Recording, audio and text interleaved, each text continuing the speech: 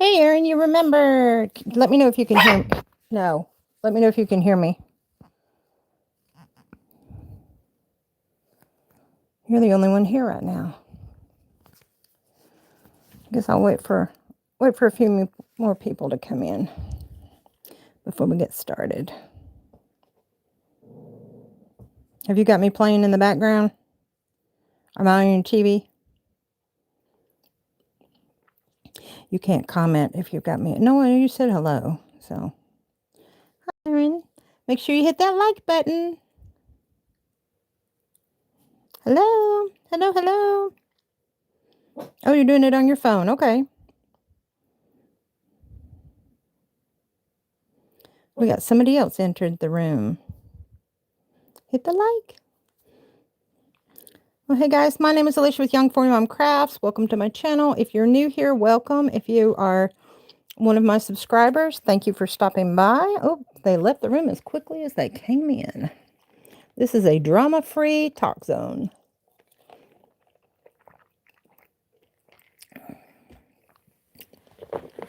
I have started a hat, and I was going to show y'all a new technique that I'm using.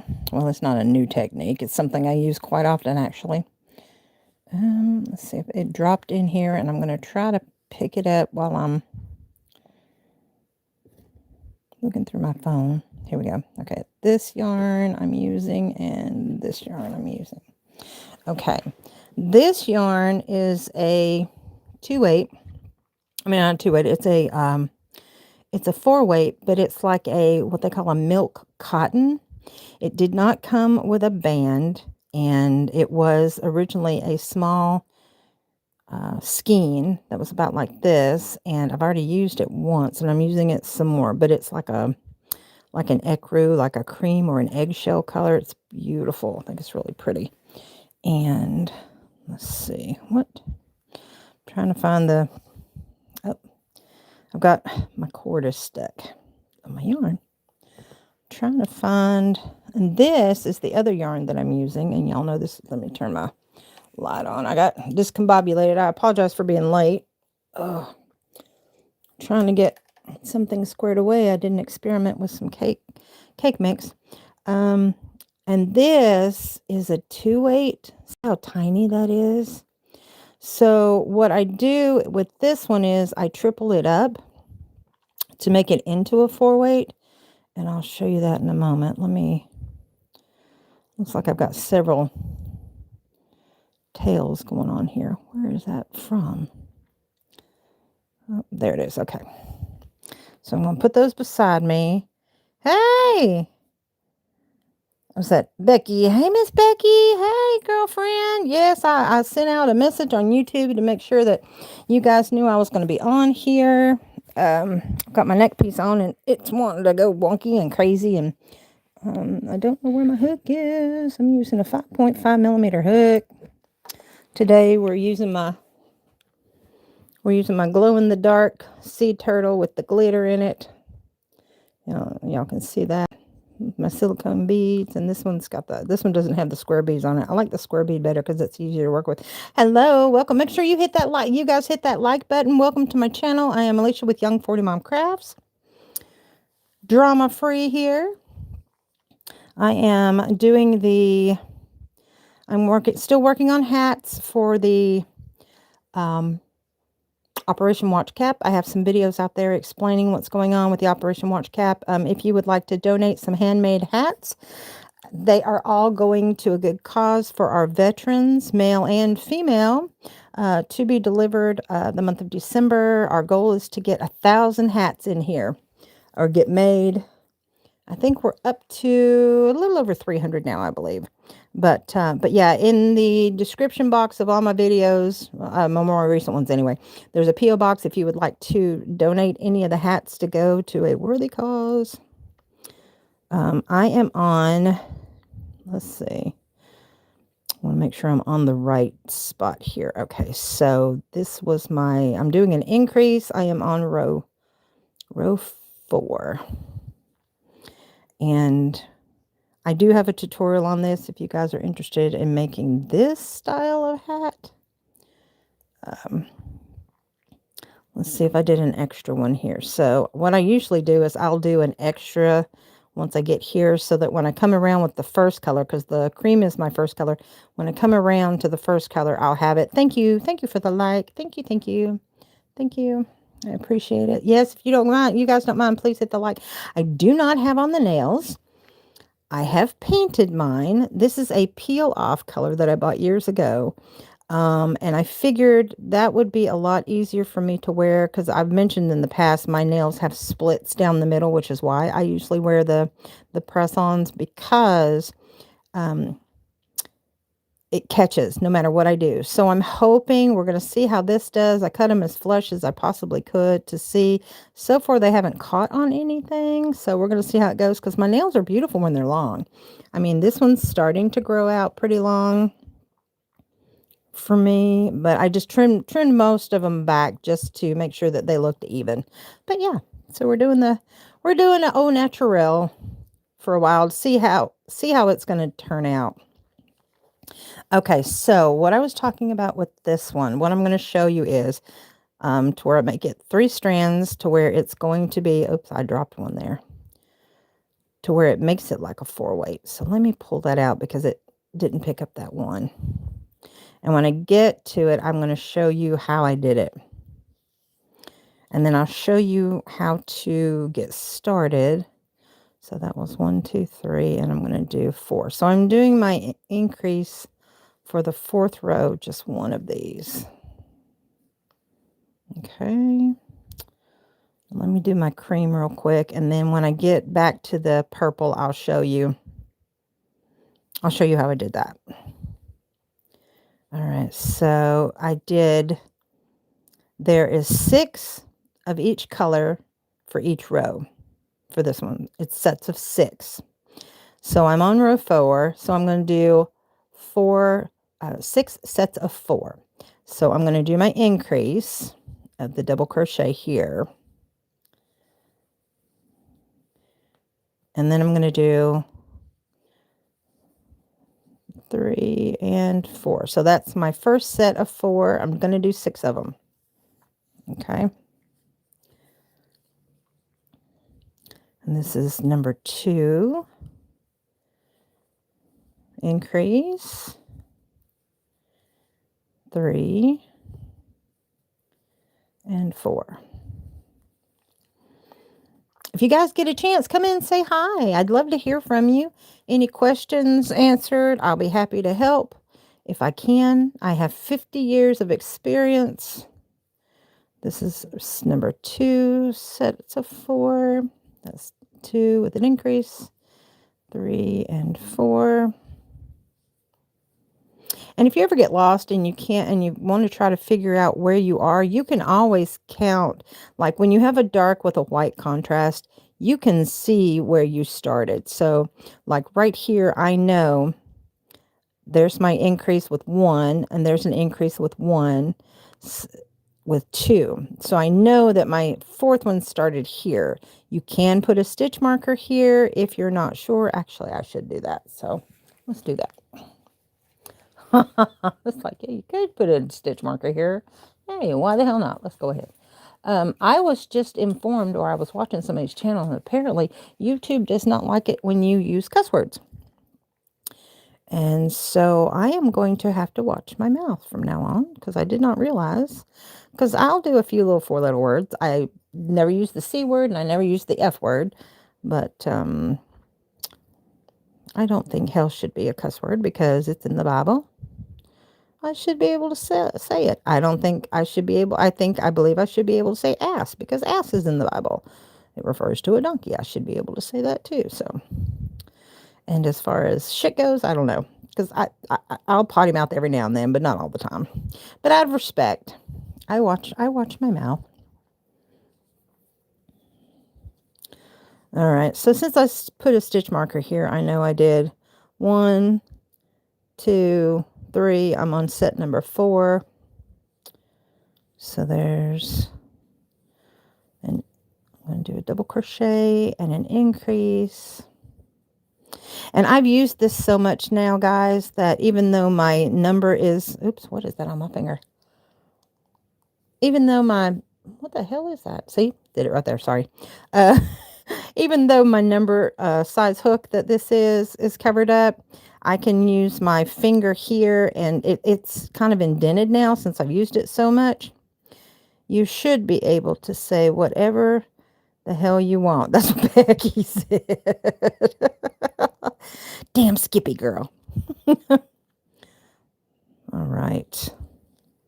Ooh, Becky, did you see, and Aaron too, did you guys see what I posted on my Facebook page as far as a recent health score that came out for Channel News 3? I put the interview on there. Diving Mouse, for their food, apparently they left one of their liquor bottles out that they use, and some gnats got in it, and there was gnats flying around, so they got like a, Diving Mouse got a 77, I believe, or 76. Anyway, I put it on my Facebook page if you guys go look at it. It was everything under 70 and around 75. No, I mean they got the 67. So it was Rico's. Rico's got a 75 or 76. The Bojangle, one of the Bojangles got a 77. Gemelli's over there across from, well, it used to be Bradley Jr. What's it called? Ocoee Middle now, on Ocoee Street. It got a low score. Diving Mouse got the lowest score. And then there was someone somewhere. Cafe Roma downtown. Becky said, yeah, I seen it. No biggie. I think we will be okay. Yeah, I mean, the score is just so people will be aware. And then it gives them a chance to fix it. So because of that, because it's made public, I got a feeling it's going to get better. So, I mean, that's usually the case anyway. It's like Aaron, who was on here, Cafe Roma, shocked me though. Yeah, it did me too, because, I mean, it's more upscale Italian. Erin had showed me, or had read to me, that the week before, she pointed out that new buffet, that something feast, I can't remember what it's called, that new buffet where Golden Corral used to be. They scored 60 something. They got a low score, and there was a list this long of all the stuff but I mean, they're new, they just started out. I'm pretty sure they'll clean their act, and once they get a clean score, the minute they get the cleaner score, that's when you want to go. That's when you want to go to these restaurants. As soon as the new score. Oh, thank you for the thumbs up. If you guys please hit that. My goal is to hit 20 likes, if you don't mind. Well, Aaron says, well, to be honest, if people were able to tour the food preparation area of restaurants, probably never want to eat there. This is true. Well, see, I was a manager at Godfather's. I was a manager at Little Caesars. And we were very careful about that kind of stuff. I don't know. Maybe things have changed. That was back in the early 90s, late 80s. We made sure that we had everything up to par, and the way that if a health inspector were to walk in that day, we made sure everything was cleaned and scrubbed, and the temperature, we kept thermometers and stuff. We made sure we washed our hands. We made sure our employees did that, and if we didn't see them, we were on them all the time, man. We made sure everything was done right. Let's see. Becky said they were getting dragged through the mud about that. Yoki went through the same BS, but I never got sick. Yoki, for a while there, they were tearing my stomach up, but I think I've developed a tolerance to it. I think it's because of the oils they use, so I'm not as bad there. So I do go there more often now.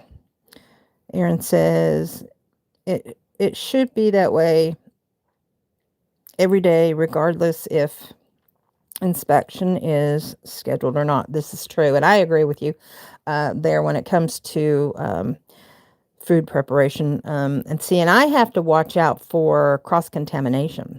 when I go to eat. I have to be careful when I eat out at Burger King. If I don't, and I always forget, if I don't tell them, because you can tell them that, like I get the Impossible Whopper. You can tell them that you want it cooked separate, and they actually have a specific grill that they use so that they will cook the Impossible Whoppers on a separate grill that is not cross-contaminated with they cook the meat. I can always tell when I don't tell them to do that because it really affects me, and I'm not going to get gross and give details about it, but yeah, it really it really, I can always tell because of the cross contamination, tears me up. But that's on me.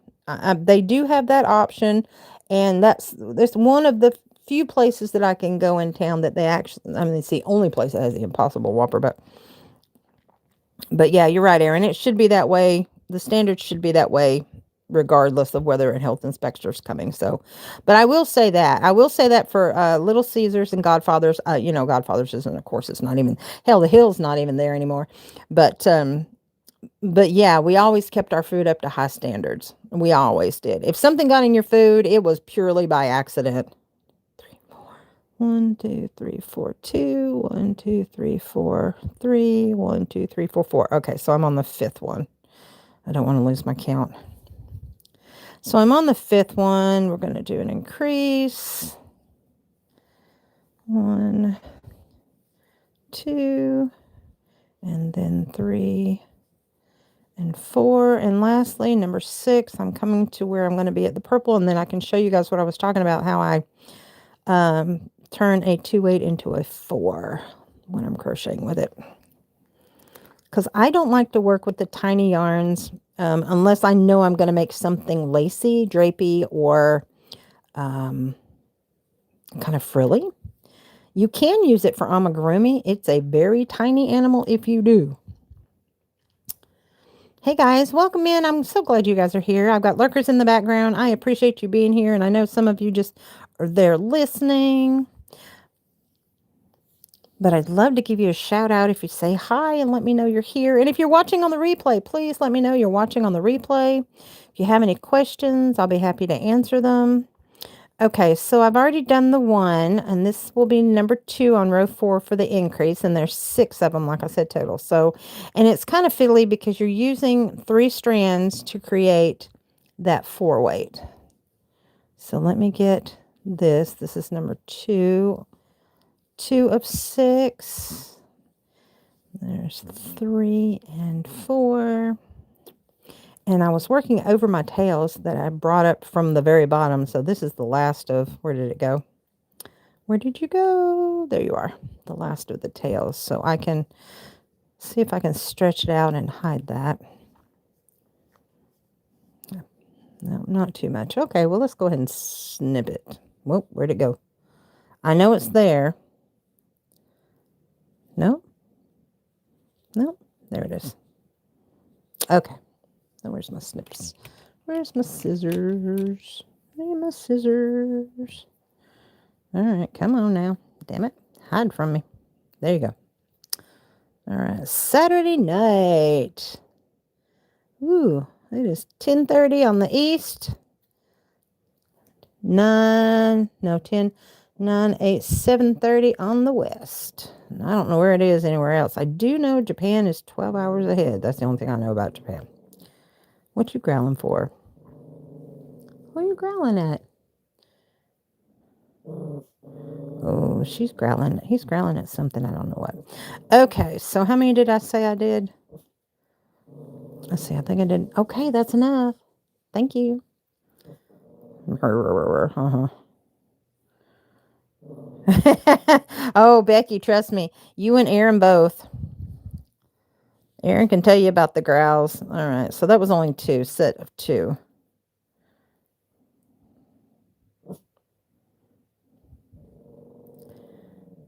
Yeah, he's nipped at Erin's ankles a time or 2. All right, this is 3. Hey, have you guys ever met? I think you have. Have you guys ever met, Erin and Becky? There's 1, 2, and 3, and I think I'm coming to where, oops, is it there yet? Nope, this is where I want to get to. So I can show you guys how to do this. Oh, thank you for the likes. Thank you, thank you, thank you. Thank you. Yay, thumbs up. If you haven't already, please hit it. Hit the like button. My goal is to get 20 likes while I'm on the live. Even if you're just lurking in the background, just hit that thumbs up if you don't mind. It don't cost a thing, and I appreciate it. We do not need to crochet that hair into my veteran's hat. Where are you? There it is. Dang it. Come on now. They have like little barbs on the end of them, and they just don't want to come off.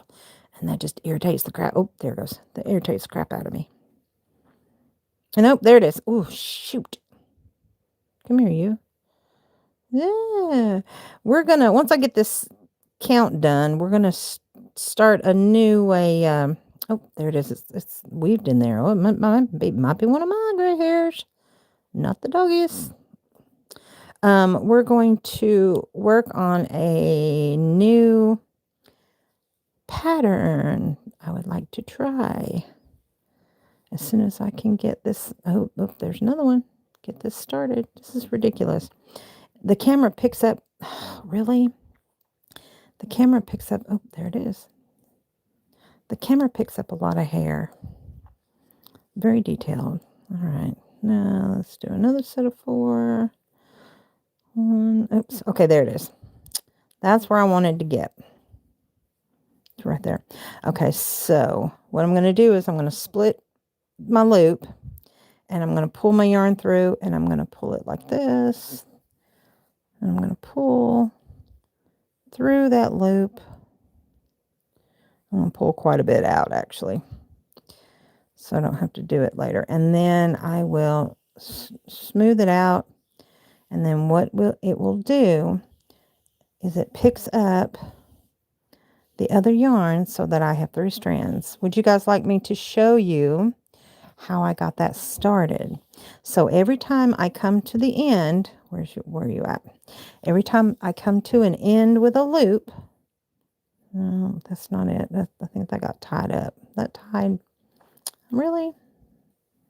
All right. I thought it was going to tie itself. Let me smooth this out real quick, and then I'll show you. So every time I come to the end where there's a loop, I'll repeat myself, and I will do it again. I'll just open up that loop, pull that through, and that's how you get your 3 strands. But I will show you how you get it started. Let me set that off to the side. I will pull out, these are all the yarns that I'm going to use for my, to make my hats. I've already pre-started. I think I did these I started doing these last Saturday, showing you guys how I did these. So I pre-made 2 of these already. And I've already put my single crochet rounds, and then want to decide, what stitch I'm going to use on that, which is what we're going to use later this evening when we do that new pattern. So I'm going to show you that. But I don't think I have any more skinnier yarn. And I don't want to do it with the black. I'll show you what it looks like with this. You can make a bulky yarn too by using the same method. So what you do is you take your yarn, and you want to triplicate it. So what you do is you take it and you pull it down until you come to, however long you want to start yours. You can go as long as you want or as short as you want. I recommend doing longer. Do it like that, and then you're going to make a loop and then kind of straighten it out to where it's even like this. Okay. And now you have 3 strands. Now I have made a bulky 5. I have made a bulky 5. You don't have to do it like that. I was just showing you for example. So now I've made like a bulky 5 with a 4 weight. It's like, it's not really a 6 because this is on the skinnier side of a 4 weight, I believe. It's on the skinnier side, so I recommend, yeah, I mean, if you wanted to do this, I would use like maybe a 6.5 up to an 8mm hook with this. But yeah, so then you just start with your slip knot, and then you just crochet along. And that's all you do. That's how you get it started. That's how I started out with the little tiny skinny damn purple stuff that I've been working with. And it's just a pain in my rear end. It's a pain in my patoot. Okay, so there we go. So there's 3. Oh, there's another word, Erin. Patoot. My patootie. My butt. Not tootie. Patootie. There's a difference. We all know what a tootie is. But not everybody knows what a patootie is. So a patootie. Patootie is your butt. Not to be confused with a tootie. I don't know why I'm even talking about that. Anyway, that's beside the point. So then you come down when you get to crocheting down here. I've got a little knot and I'm going to have to figure out how to get that out. So you get down here and then you take it, pull it through, just like I showed you with the skinny purple. Same thing. And then you crochet, and then when you get to this part, you do it again. Anyway, that's the way how you can triple it up to make it a thicker yarn. Does that make sense? That's what you can do if you wanted to. Am I missing any comments? No, because nobody else is commenting. But hi, welcome to my channel. Consider hitting the like. My goal is to get 20 during this live. And I am going to be on here for quite a bit. I've been on for 26 minutes. My name is Alishia with Young for Mom Crafts, and I am going to be here for quite a while tonight. I took a good nap, and I've got a nasty knot in there, and that does not make me happy. Usually you can put your hook through that. I don't know why it's not focusing on me. There we go. Maybe if I move my chest down a little bit. And usually if you pull with one side or pull with the other, it'll come loose. But I think it's already locked in place. Yep. Crap. All right. And it'd be my luck if I were to snip that. I'm gonna end up doing it anyway, but ridiculous. This was that ombre that I started. This was the Lion Brand Mandala Ombre. That's what this is called. I want to say, yes. This is one of the skeins that they gave us at our meeting to see what, she wanted to know what kind of hats that we could make out of this. And she said she was anxious to see what we're going to make. But these are the yarns that I'm using for my hats. I just had some scrap yarns I wanted to use up. Like this one I've been working with, and then I have one cake in here that I've got in here that I haven't done anything with yet. It's just your basic Karen cakes, and I think it's called Lovely something. What's it called? Lovely Layers. Yeah, this one's called Lovely Layers. So there you go. Oh, thank you for the like. Thank you. And then I've got my, because y'all know I make the silicone hooks, but I only go up to a 6mm, because the other ones, if I were to drill a hole in my beads this big, there would be no bead. But I think this is a 7 maybe. Wait a minute. Let's see. Oh, my head's stuck in my light. All right, what we got? Where are you at? Can you see it? Let's see. What does it say? I can't. Oh, it's not wanting to focus. There we go. Of course it would focus in the dark. Are you my... Oh, shh. Dang it. Let's see. I can't see what it says. Is it a 7? No, it's a 6.5. There we go. Ah, thank you. 6.5. Is that an M hook, I think? Or does that say 10.5? No. Can y'all see that? Hang on. It's because of my eyes. Sorry. It says it's a USK 10.5, and then over here it says 6.5. Thank you. Okay, yeah, it's a K. It's a 6.5. Thank you. It is a K, 6.5. Anyway, so yeah, so I don't go up past a 6, because if I were to drill the beads any bigger, you see, here, let me get see what I'm talking about. See how big that hole would have to be for the bead? So there would be hardly any bead there at all. So I don't go up to a 6. I only go up to a 6. I don't go up to a 6.5. And it takes me a while to drill for the 6. But anyway, so when I'm working with the thicker yarns. That's why I use the 6.5, but this is a 5.5, and I think I've got a 4.5 in there too. But I usually work with the 6.5s when it comes to making the hats, because I want to make them, try to make them all uniform.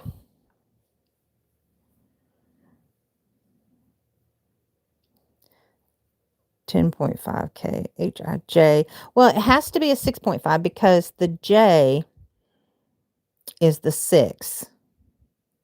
I is a 5.5. J is a 6. K has to be the 6.5. But I think in UK, that's the 10.5 in UK, because it has different sizes for the UK than it does for the US. All right, so I know with this other color, I can go, where are you? There we go. I know I can go to my stitch marker. And that'll be my round 4. So on round 4, and if you're not sure where you're at, you can always look. If you have an increase here, you know you're going to increase on the first leg of that double crochet. Thank you, Becky. Yeah, I definitely saw the K. It took me a minute because you know my eyes. It took me a minute for me to adjust. Y'all, we need to karaoke. Ooh, Becky, you, me, and Aaron need to go karaoke in one night. I would like to try the diving mouse. That would be on a Wednesday night though, so I'd have to make sure I'm not going to work on a Thursday if I did that. And then Aaron would only be able to probably go on a Friday night.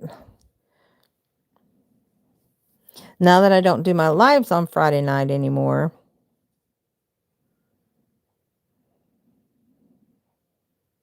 Lars. Miss Becky's back out on the circuit, guys. I have to say though, Miss Becky, I watched your there was one band that you had videotaped this woman singing, and I gotta say, I was not too impressed. I would not go listen to her. I was typing as you said that. Yes. I listened to her and I was like, I know karaoke people that can sing better than that chick. It was just, I was not impressed. I don't know who she was. I'd never seen her before. The band itself was good, but I did not like her singing, and she is not someone that I would go listen to. So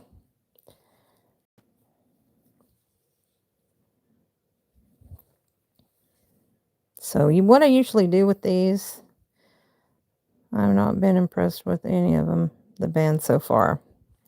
What about Gypsy? Have you gone to Gypsy to see? Because I know they have bands on Saturday night now. I'd love to go up there and see Amanda. I haven't seen her since I haven't been out since you and I went out. Did I just see a hair slip by me? Guys, did you see one? It would be doggy glitter, not kitty glitter.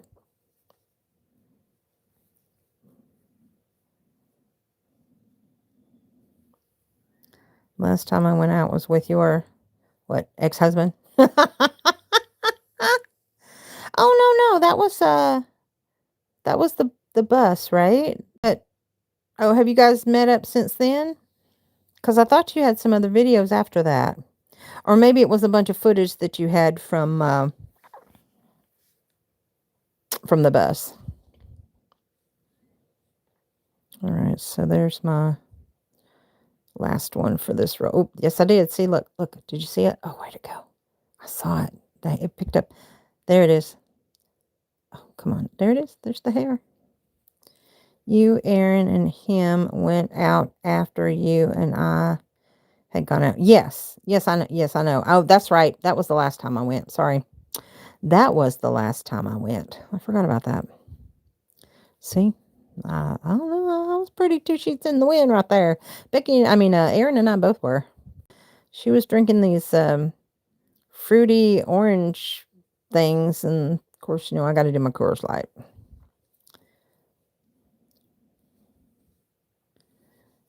I had forgotten about that. So yes, I have been out. Ooh, almost missed it, guys. You don't want to miss it. But look how tiny that is. I mean, that's like that's small. I mean, that's definitely a fingerling. But yeah, so we're gonna make it a 4-weight. So let's push that through. Ooh, I was cutting that close. Come on now. Wait a minute. I'm going to have to, let me pinch it so it won't move. I'm going to have to move my, this is how much I have of it too. See how skinny and tiny that is? I had some gray light. Oh, dang that. Wow. It really picked up animal hair. I run a roller over these before they're ever donated. And if you guys donate any hats that you've made, if you'd like to, I'm up to 7. Thank you, thank you, thank you for the thumbs up in the corner. Thank you so much, guys. I appreciate it. Um, I've got, oh, good grief.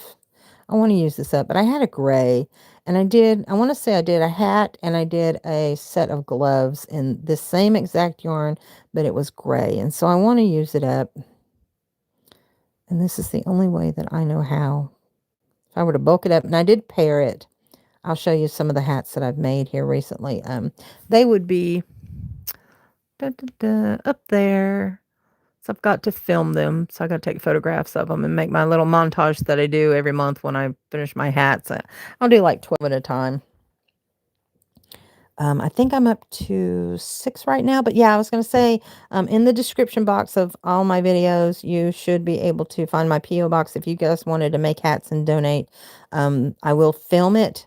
I will mention you if you would like. If you want to donate them anonymously, just tell me you want to donate them anonymously. But yeah, they go to our veterans at the veterans hospitals. And it is Operation Watch Cap.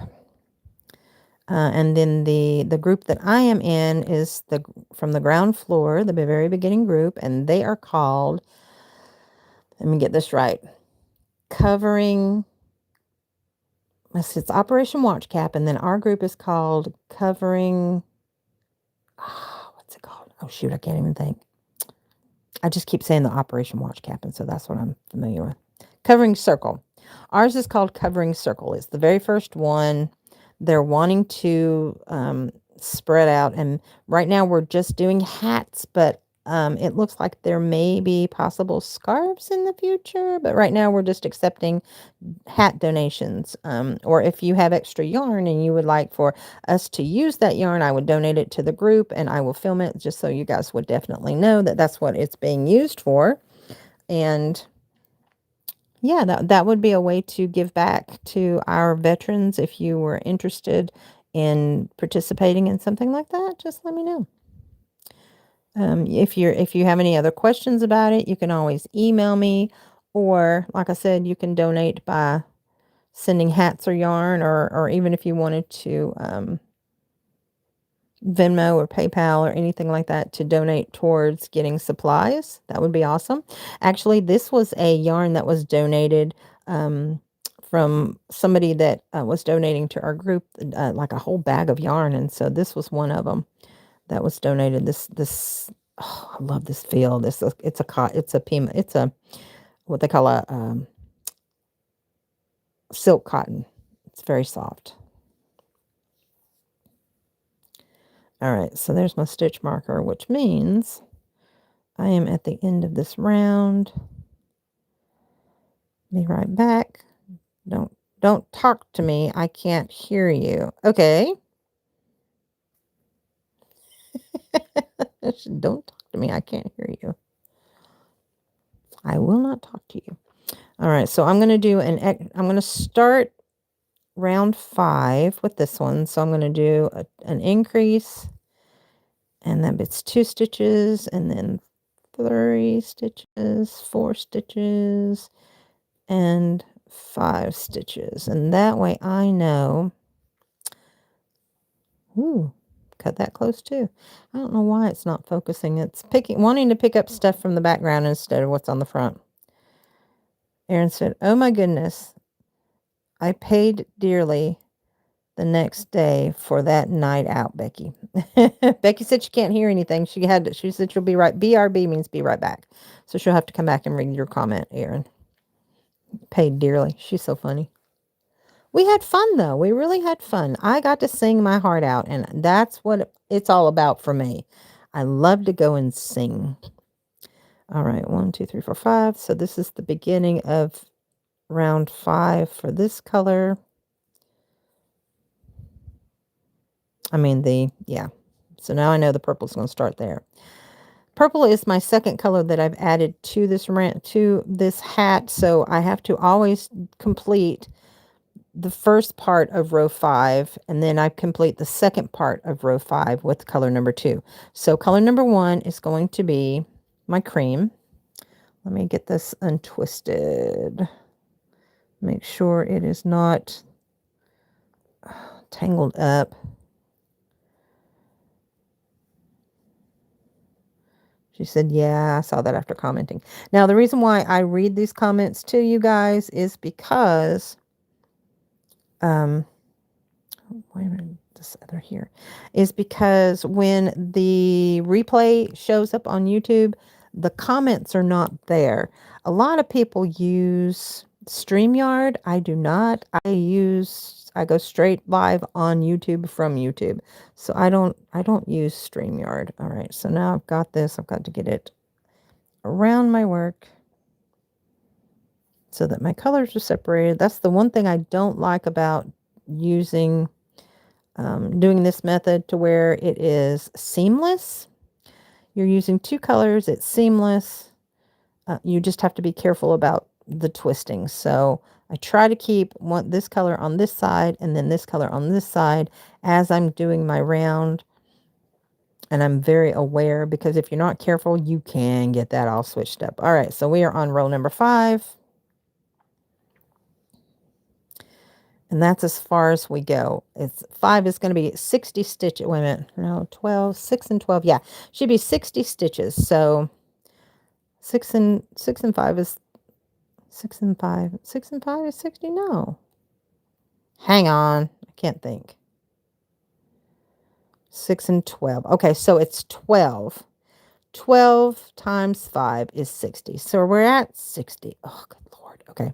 So now I'm going to do rows. I'm going to do sets of 5. So there's 1, 2, 6 sets of 5s. 3, 4, 5. When I'm doing double crochets, I always have 60 stitches when I'm doing a hat. This is number 2, 3, 4. So essentially I'm doing 30 stitches. I'm doing 30 stitches in the cream, and then I'm doing 30 stitches in the purple, but it's the increase. That's 2, 3, oops, there we go. 4, 1, 2, 3, 4, and 5. And I am using, if I haven't told you guys already, I am using a 5.5. Or rather an H hook. I'm sorry, an I. I'm using a 5.5, which is an I hook. They've been doing away with letters here lately, so 1, 2, 3, 4, 5. Okay, this one is a set of 5. They've been doing away with the letters, and a lot more companies are going towards the millimeter, the size of the hook, rather than the number of the hook. 4, 5. And so, but if you look at older patterns, you'll see, it's still going to have the letters. So if you know how to convert, I've got I think I posted on a short, I did to where you could see the difference in the sizing and what number goes with what sizing, so that people could tell that. I did a post on my I think it was on my shorts. 1, 2, 3, 4, 5. So this is 2, 3, 4, and 5. With crochet, as well as, I'm not sure about knitting, but I know with crochet, we do a lot of counting. We do a lot of numbers. We do a lot of counting. We do a lot of calculating, as far as like how many squares is it going to take to make a blanket, or how many squares is it going to make a sweater, or we're constantly counting numbers as far as rows and trying to deduct how many we need for a certain size. And so, oops, hang on. See, okay, this is what I was talking about. This is where I'm off. This should have been on this leg. So that means my count is off somewhere. So let's go back and look where that could have been. All right, so that's 5. That's the 4. That's my 4. And that was in the right leg. So my increase is always going to be in the first leg of the increase below. So that's right. 1, 2, 3, 4. That should have been 4.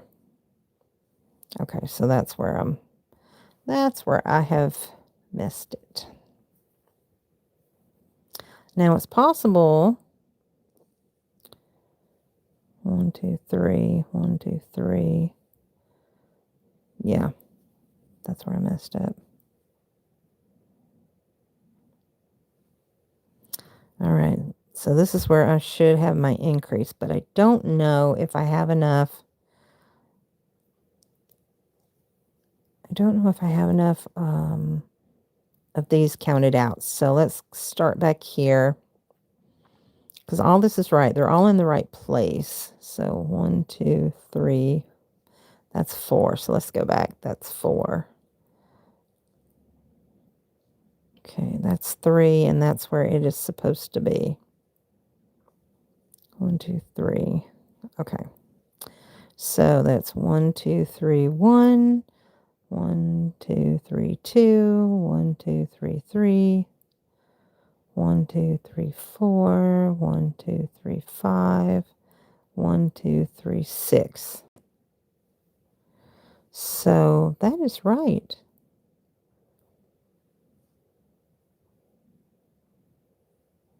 That was right. So one of these down here has to be off. Oh, good grief. Okay. Yep, right there. That's where it's off, because that should have been right here. Dang it. We got to frog it. We got to frog it, guys. All right, let's do some frogging. You know what that means? When you say something's you're frogging it, it means you're ripping it out. Rip it. Get it? Rip it. Rip it. So, so in the crochet and the cross stitch world, we call it frogging, which means ripping it out. Ripping. I hate that I'm going to have to do that. That just sucks. That's what I get for running my mouth and talking to y'all while I'm trying to do this. Okay, let's figure out where that was, because I'm going to put my stitch marker there so I'll know that that's where I need to go. So that's my 2. 1, 2, 1, 2, 1, 2. Nope, right there. That's where my 4 should have started there. So 1, 2, 3, 1, 1, 2, 3, 2, 1, 2, 3, 3, 1, 2, 3, 4, 1, 2, 3, 5. Yep, that's where it should have started, but it doesn't make sense. It's off. 1, 2, 3, 1. 1, 2, 3, 2. 1, 2, 3, 3. 1, 2, 3, 4. 1, 2, 3, 5. 1, 2, 3, 6. 1, 2, 3, 7. I should not have 7. It should be only. Yep, that's where it is right there. Okay, so I'm not going to pull out any more of the white.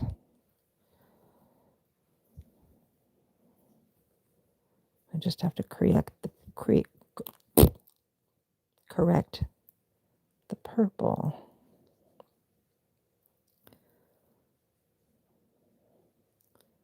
Okay. Let me go back over here just to make sure. Okay, it's 1, 2, 3, 1. 1, 2, 3, 2. 1, 2, 3, 3. 1, 2, 3, 4. 1, 2, 3, 5. 1, 2, 3, 6. All right. Okay, so row 4. 1, 2, 3, and 4.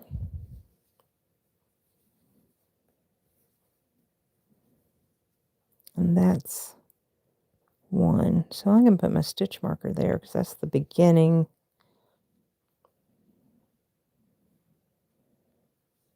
That's the beginning there. Okay. That's what I get for, I talk and I lose count. I prefer talking after I've already counted all this out. All right. So that was 1. And this is 2. I'm going to do this kind of fast, guys.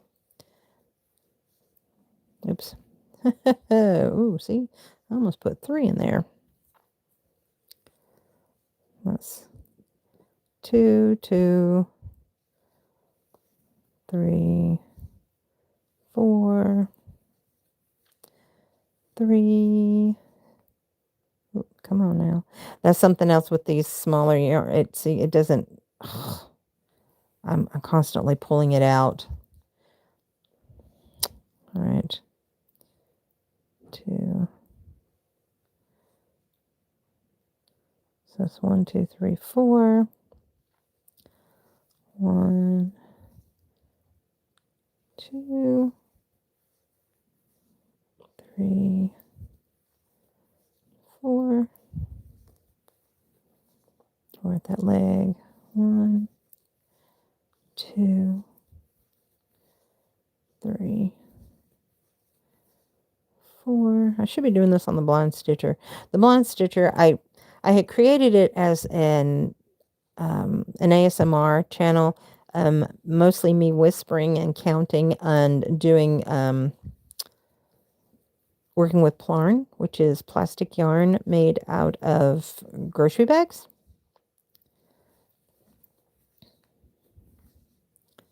Oh, I got a like. Oh, thank you, thank you. Thank you. Hello, thank you, thank you. Yay. You like the likes. My goal is to hit 20 likes. Woohoo. I'll do a dance jig for you guys or sing a song or something if I get my 20 likes. I'll sing you a song. I don't know what I'll sing, but I have my go-tos. You know, most people always have their go-tos. And if you run around in the karaoke groups, and you go to the places in your local area that do karaoke, you have your groups of people and they all sing basically the same songs every time. I try to do newer stuff. Not when I say newer stuff, I like to do certain artists. But I like to do a lot of the 70s stuff and some of the 80s stuff. But I do some 2000s. I like to change it up a little bit, but not too much. I have my go-tos. I have a list of like 100 songs that I like to do go-tos.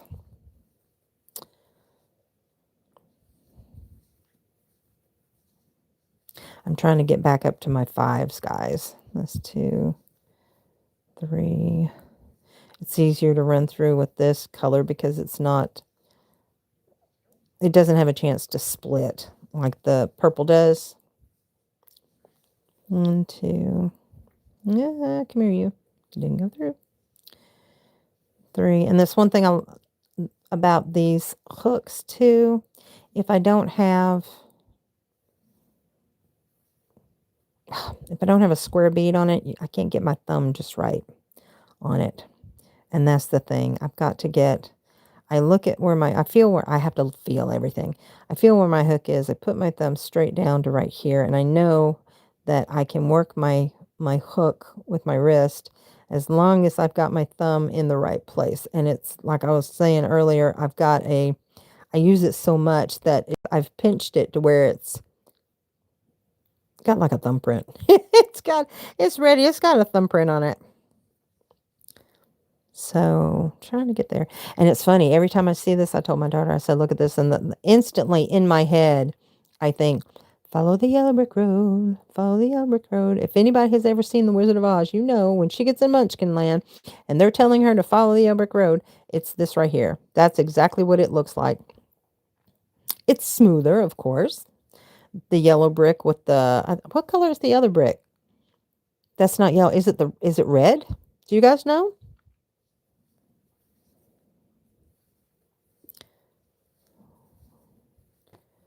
One, two, three, four. We're still fixing row 4.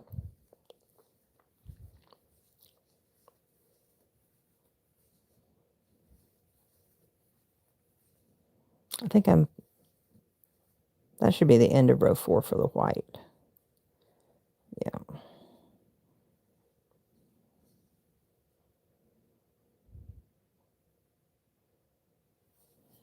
Now we're getting our numbers straight.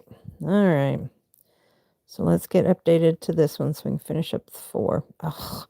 And it splits. It splits because it's 3 strands. If I don't get my hook just right, it splits it right in half. There we go. And if you drop a loop while you're doing this, it will mess your whole project up. It's like dropping a stitch in knitting. If you drop a stitch in knitting, if you guys are ever familiar with knitting, which is one of the reasons why I don't knit very well, because I'm always afraid I'm going to drop it. I'm already at the 5 here. Okay. 1, 2, 3, 4. Okay. 5. Cool. Shoot. See right there. That's what I'm talking about. Ugh, I can feel it on my hook when it splits. It just sucks. Ah. Yeah. All right, guys. So I have a question for you. I'm going to start doing my For Sale Fridays again. What I would like to do, I always do the For Sale Fridays. I like to do them live. So if you guys were interested in that, I would like to know. If you're watching on the replay, let me know. If not, if you're watching this now, let me know what the best time for y'all is going to be if I did a For Sale Friday live. There's a lot of people that do Friday night lives, and I don't want to clash with their timing. But I know in the evening, let's see, 2, 3, 4, 5. I'm still doing the 5s on this. Okay. I know in the evening it's best. I was doing them like at 7 and 8 during Christmas time, but that runs into a lot of other people that do Friday night lives. And I don't want to do that. I don't want to take away from their channels. Oops. There, we're already here. We're already here. So yeah, if you don't mind, drop a comment. Let me know what times are better for you. If you were interested in coming and watching or just to support the channel. Watching is free.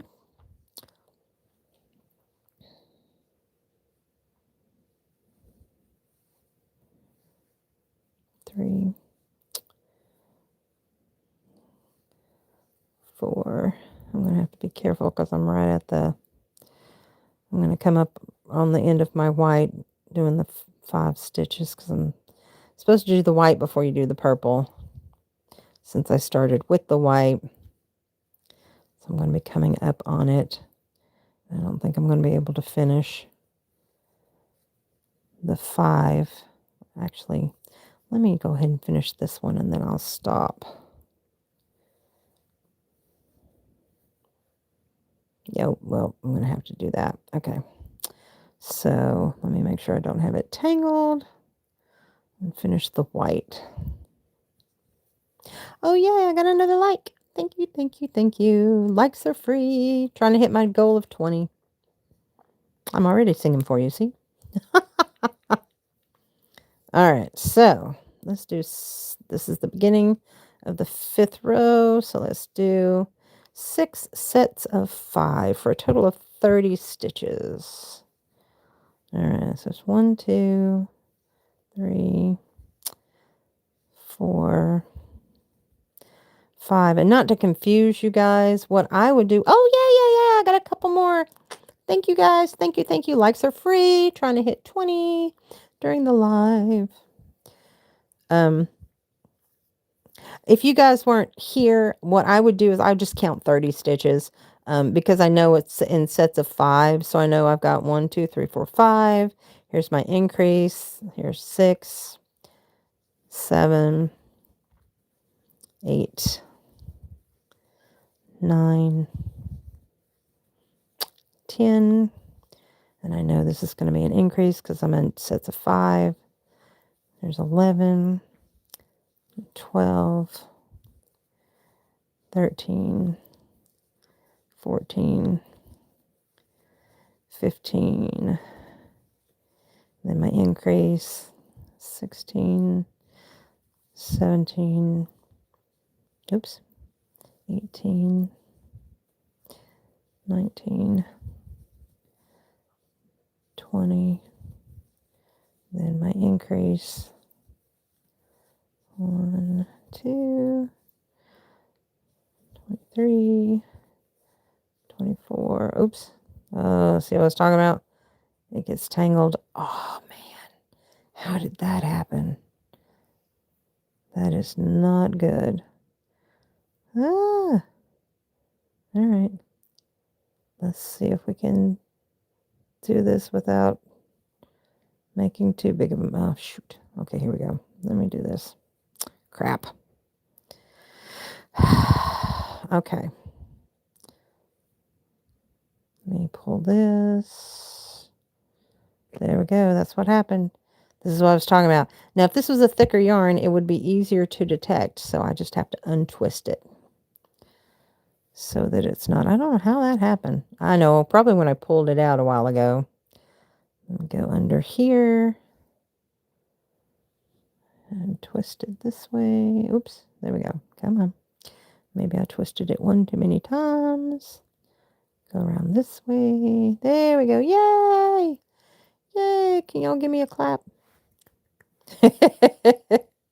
I miss my nails, guys. I'm not going to do this again. I'm going to have to switch. I miss my nails. They entertained me while I was entertaining you. My nails were entertaining me. Isn't that funny? I think I was up to 20. I was almost up to 25, I think. There's my increase. 4, 5. I think I've only got one more.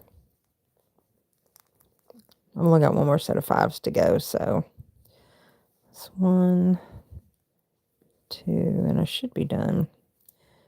3, 4, and 5. And now how you can tell, I'll show you a tip. How you can tell is if I were to go ahead and do, I cut myself, don't look at that. If I were to do one here, say 2, 3, 4, 5, 6, before I got to this increase, that's how I know I've gone to my 30th. So I've got 30 there. I'm going to put a stitch marker there so that way we can use the stitch marker. Oops, sorry. It's my neck piece. I can use the stitch marker to follow along to know when as I'm going down the hat where I need to end this color when I get to the bottom of the hat. So we don't need to use white on white. Let's use this one. What color is this one? I don't usually use these because they're more like safety pins and they pick your yarn and I don't like that. But I don't have any of my other stitch markers in here. And y'all know I've got over 100 stitch markers or more. I just don't have any in here. Okay, so I know this is going to be the end or the beginning of my row. So I'm going to go ahead and, well, I guess I could have used a white one since I'm putting it on the purple. I'm going to do that and split that in between that stitch and just use that as a reminder that as we're going down the rows, that's where my end is going to be. And I try to make my hats about 8 to 9 inches long from the top as I'm measuring down. Okay, so I've got my start here, and then this is my other one. Oops, it's flipped on the other side. This is my other one. Come on now, damn it. Go through. There, what the hell? There we go. Right there. Okay. There we go. I should be able to cuss. I watch YouTube videos and shorts where they're cussing all the time. I mean, you know what I mean. Oh, I got another like. Yay. Thank you, thank you. Yeah, so I mean, I'm not really a potty mouth. Not really. Not really. Get me angry and I'm a filthy mouth. I am not a potty mouth. I am a trash mouth. Yeah, big time. Ooh. How did I get that twisted again? Are you kidding me? Okay. That's what I'm telling you. You gotta be careful. You gotta watch it. Gotta be careful.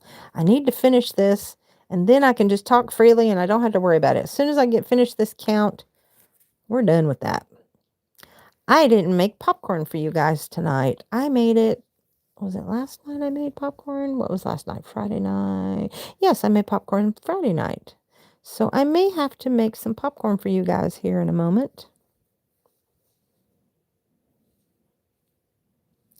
5. Okay. And then, because I know you guys love that. Would you guys like to see a book flip through? I've got some goodies. We can do another book flip through. Oops. I'll pick that up. But nobody's letting me know unless I'm just not seeing the comments. Oh, wait. No, nobody's letting me know. But that's okay. As long as you guys are there listening, I'm cool with that. You hit that like button and you listen to me ramble on. That's cool. I would prefer to interact with you guys because then I've got something to talk about. Otherwise, I'm just gonna run my mouth. I'm just gonna let it flow, and y'all just be listening to me rambling. I'm gonna have to turn my neck piece sideways because my body's crooked.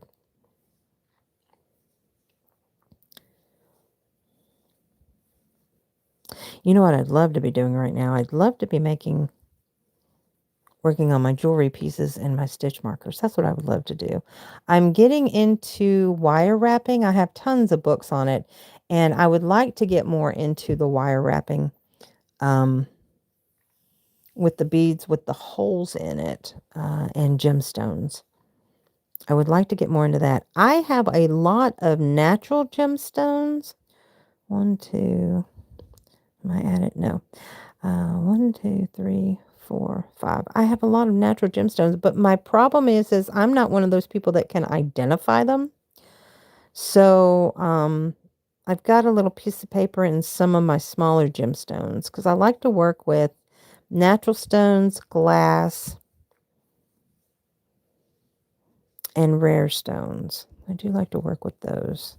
But I have to, I guess you can look it up on the phone now. Now you can just take an image of it and it will tell you what the stones are. And then that way I can label them so I'll know. But for me, just to look at them, I'm not one of those people who can then just look at the gemstone and say, oh, that's a tanzanite, or that's citrine, or that's now I can tell what a hematite looks like. That's easy. Hematites are easy to identify. That I can do. But yeah. All right. So I've already got that in there, that stitch in there, and that way I know this is my stopping point. So now that I have 30 stitches on one side, 30 on the other, I have a total of 60 stitches. I don't have to do any more counting, although I will, because that's in my nature. I don't know why. I count everything. So now I know all I have to do is just go around. So what I will do is I will just continue. I won't. Am I sounding loud? The microphone's right by my mouth, so what I can do is what I'll do is just work one color all the way up to like right here, drop it, and then I'll pick up this color and do a round, and then pick up the next color and do a round. That's why I needed to know where they're supposed to end when I get to the end of my hat, so it'll be even. So there'll be the same amount of rows on this side as there is on this side, so it doesn't look wonky. So I'm going to do a couple rows of this, and then I'm going to stop with you guys, and I won't do any more rows on this. And then we'll do something else. I want to start. I'll show you what I want to do. What I would like to work on. Now, remember, the giveaway is still going on. This is the book that's in the giveaway. It's 20 different 20 different patterns of different items. I'll show you my favorite. I'll show you my favorite. That's my favorite. Is that not the cutest? He's got a little ladybug on his nose.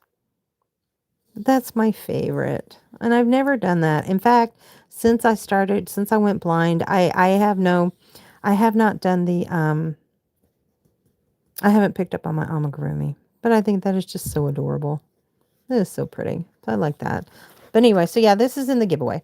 Just an FYI. And the postcard fairy giveaway is still going on, so you can still enter that. The link will be in the description box. But this is the book that I showed in one of my lives. I went through all the different patterns, but this is what I thought we might do tonight, since I'm going to be on here a while. I wanted to, wow, we went down to 3 people watching. I wanted to do one of these patterns. I think it would be fun to do one on the hat. Maybe that one. No. I want to do one of the patterns on one of those hat brims that I showed you guys that I made. So like something like that, so that I can have texture, something like that. And it's easy. I mean, oh, that would look good. I'd like to do that. I might do that on one of the hats. And then we can do that together. That's another one that would be fun. Some kind of texture. So even that, I made a blanket similar to that. So I thought that would be fun to do. Well, that one's called the spray stitch. But yeah, I like that. So that's what I wanted to do on one of my hats. I think that would be too holy. But even that would be fun. I may do like the basic V-stitch or something. I don't know. I've done that on one of these before. But anyway, so I thought we would learn one of these stitches together, because I've done that before with you guys, and it's been fun in the past. What have I got? Oh, I don't need to lose these. Oh, let me put those on the table. I don't need to lose those. And like I said, this is the book that I'm going to, I haven't done a flip through on this one. This is one that I'm going to do for September's giveaway. So when I do the drawing for the winner, it'll be October, around October 1st or 2nd, so that you would get it in time in order to make some of these for Halloween. But they're like so cute. Like there's a Nesperantu. Is that what he's called? Nosferatu. Where are you? There he is. Nosferatu. They're not saying vampire or Dracula, and they're calling him Nosferatu. Let's see. What are you? What are you? Oh, it doesn't have it on there yet. It's back here. But like I think there's like a goth girl, and then of course there's what do you call him? Oh gosh. Grim Reaper. But this is what they all are. So these are all isn't that cute? Got the flying monkey, and it's got a skeleton up there. Oh, it's a skeleton bride and groom. And then it's got, isn't that cute? And then I think this is the zombie boy and girl, maybe. I don't know. Is that a mummy? I think that's a mummy. It tells you what they are in some of the other ones, but look at that one. I think there's a Medusa in there somewhere. There's not a Viking. Oh, what were they calling that one? Oh, I can't remember. It wasn't a Viking though, but yeah, that looks so cute. A little devil. There's some kind of warrior on that. Oh, there's a ninja. I know there's a robot. There's Cthulhu, Grim Reaper, and there's your monkey. And anyway, so this I'm gonna I'll do a flip through on this one when it's time for this giveaway. So be looking for that in September for October's draw. And then, of course, I went over this with you guys last time, I think. This was one that had started. I was going to do a series on, but I think I'm going to wait till I get monetized, and then I will do tutorials on these for people who are members. It will be members only tutorials, or but yeah, that would be something that I might have to offer in the future once I get monetized. So let me take that back. Once I get monetized again, and I say that with sincerity and with a lightheartedness, because I was monetized. I've been on YouTube for over 12 years. I was monetized, and then they changed the rules and took it away from me. So because I left for a couple years, and that's when all the rules started changing. So now I can talk to you guys freely, and I don't have to count. Yay! I just have to be aware of, and then every other row I'll move this up, just so that I can keep my row count. But yeah, so they didn't grandfather me in as far as being monetized, so I had to, because what really took off was I got 250,000 views on Maddie's video. If you guys haven't had a chance to see it, it's so funny. It's a video I did on her reaction to her Elf on the Shelf. It's called Elf on the Shelf Freak Out, because she did freak out. But it was so cute and so innocent, because she really did believe back then, and it was so sweet. It was so sweet. And over time, she got the girl elf first, then she got the boy. Oh, I mean, she got the girl elf first, then she got the elf companion, which was the reindeer, and then she got the boy, and then she got the boy companion, and then of course she named them all. And the boy companion was a Saint Bernard with a jug underneath its neck. So cute. I can't remember what she named. Let's see, I know Peppermint Sprinkles was what she named her Elf on the Shelf. And then I want to say she named the reindeer Cinnamon. I don't remember what she named the boy, and I don't remember what she named the Saint Bernard, but I know that because she used to talk back and forth. We had a book that I wrote back and forth. I gotta grease my lips, y'all. That she wrote back and forth in with Peppermint Sprinkles during the year before Peppermint Sprinkles came to visit, and while she was here. And Peppermint Sprinkles in the little book would give her advice, and she would respond back about, making sure you do your chores and stay on your list. And that's mine. Where did that come from? Y'all, I be shitting. But anyway, it was so cute, the book going back and forth, because of course, it was Mommy talking to her. Hey, Maddie? Yeah? What did you name your boy Elf on the Shelf and his Saint Bernard? Chip. Chip. And I'm not sure about the Bernard. Was it like chocolate chip? Yeah, chocolate chip and peppermint sprinkles. Well, I knew Peppermint Sprinkles was the girl, and the reindeer's name was Cinnamon. Right? Yeah. And so the boy's name was Chocolate Chip, and we called him Chip. And you don't know, Saint Bernard was Bernard? No, I don't know about the Saint Bernard. Oh, yeah. Okay, so she doesn't even remember the name of what the Saint Bernard was. But anyway, it was really cute. And then every year we would put the books out. I'd have them like propped up there on the entertainment center. That's my light. This has been great for me, for you guys. Good night, baby. She's got to work in the morning. She's home for the summer from college, and she's working while she's here for the summer. And then she's got an apartment all set up for whenever. Oh, I got some more likes. Hang on, guys. You get a heart for that. Thank you for the likes. Yay. I'm going to stay on till I get at least 20. I'm up to 14. Woohoo. Remember, likes are free. Thank you. Thank you. Thank you. I think Becky and Aaron fell asleep on me. I know I've got some other people that might be in here. Hello. Hello. Welcome to my channel. I know I've got a few people that have come in and out. I know it's really late. And you know, I do these really late things because I like to stay up really late at night, guys. And so I figure I will share my time with you. You can listen or you can not listen. And then I've got it to open to the public. It's not subscribers only. It is completely open to the public. So anybody could come right in and listen or comment or do whatever the hell they want to.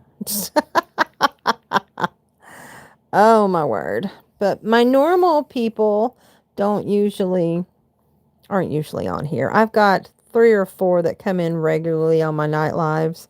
And I think I'm the only crocheter that comes in this late. If you guys know, am I the only one that comes in this late as a crocheter? As a crafting channel? I believe I am.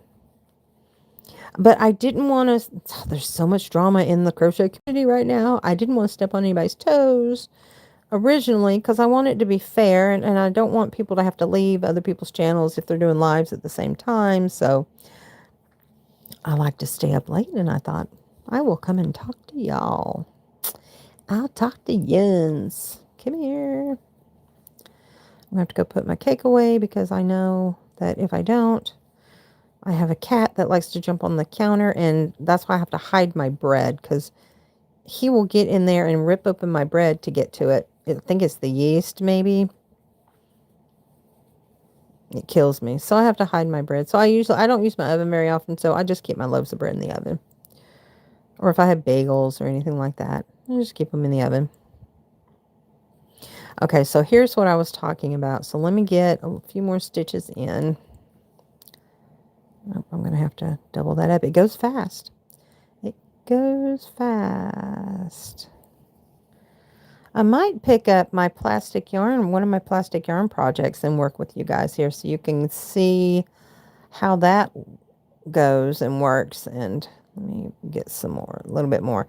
Yeah, I will go ahead and I will pull a whole bunch through that loop and then just pair it together like this.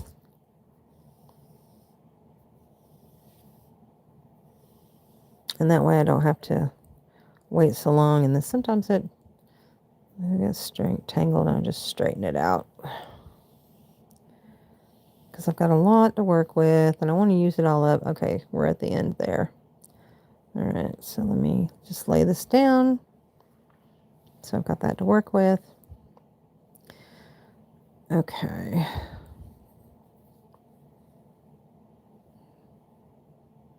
There we go. But anyway, so yeah, so I like to work late at night. I'm usually listening to something in the background. I can do that if I do a TikTok live. TikTok lets me, let me make sure I don't get this twisted. Do it on the other side.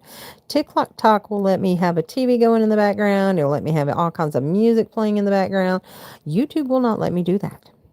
I don't know how some people get away with it, but I've gotten kicked off before by having somebody in the background. Like I had a TV show, I think, in the background. I forget what it was, but I had a TV show going on in the background, and YouTube kicked me off my live.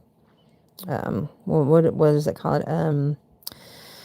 Let's see, unauthorized. Was it unauthorized content? Copyright infringement. Yeah. So I wasn't allowed to have that in the background while I was on my live. YouTube kicked me right off. So, it's like, okay, whatever. There is, even now, there's sometimes I can play, there's different channels that have lives for just like sound of the ocean, and they have sounds of rain, or they'll have like Celtic music, and it's just, or relaxing music, something you can listen to while you're just kind of chilling. Now, it'll let me play that in the background very low. It still comes back when it does the replay. Oh, yay, I got another like. Thank you, guys. Thank you, thank you. It comes back on the replay as underneath my title, it'll say copyright. And then if I go click on it, it tells me that it's okay for me to use it. That it's not one of those people that's a stickler for using their stuff. So it's just, and that's just me having some kind of sound playing in the background, because you guys know sometimes I do this from my bed. And I'm sitting in the bed and I've got my Bluetooth speaker behind me. So, but yeah, so we're on the couch today. So now I'm going to work with the cream color, and I'm not going to worry about what row I'm on until I get to about row 15 or 16, because I think usually I can do like 18 to 20 rows, and it makes me about an 8 to 8.5 inch hat when I'm working with a 4-weight and I'm doing just the double crochet. But I just want to do like a round or two with this, and then we'll pick up something else. But if you guys, if more people were to come in here, because right now I've only got 2, if more people were to come in here, I'll work with the plastic yarn. Might even put a microphone on it so it'll be like a loud crinkling sound. That'll be very soothing. I'll end up putting the 2 people that are watching me to sleep. And I had done something on TikTok, and I was asking them, I said, it seems like when I post my TikToks on here as a short, I get a lot more views than I do on actual TikTok, which is funny. I just don't understand it. And since TikTok, our version of TikTok is now owned by the U.S., which I think is BS. But anyway, it's now owned by the U.S. I know a lot of my people don't. Karen, hi! She says she tried to say hi to everyone. How are you? Welcome in. Thank you for coming. What are you doing up so late? Are you here to listen? Have you been here a while, or did you just get here? Let's see. I don't even know what freaking time it is. What time is it, guys? It is, all right. It's almost midnight my time. So I've been on for an hour, almost an hour and a half. But I'm not going anywhere, guys. If you want to fall asleep listening to me, you are more than welcome.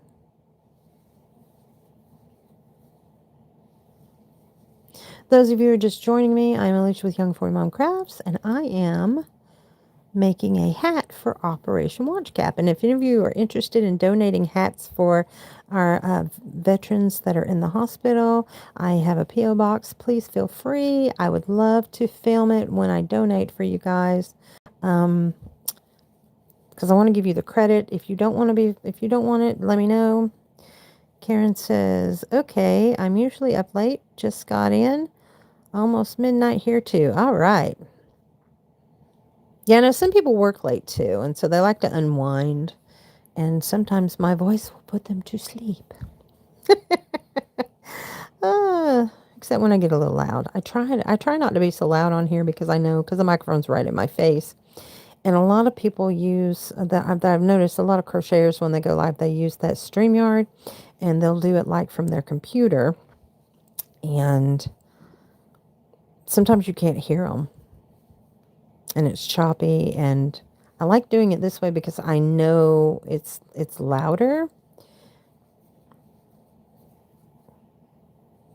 But like I said, I just want to get a few rows in, just to show you guys where it's going to start turning down and turn into a hat. So all I have to do is just a few rows, but I'll do one color and then I'll do the next color. Erin says, gonna crash. Have a good night. Morning. Good night, Miss Erin. Love you. I'll see you soon. Hopefully next weekend. We'll have to see. I'll have to see what all's happening with the child, since she's carless right now still.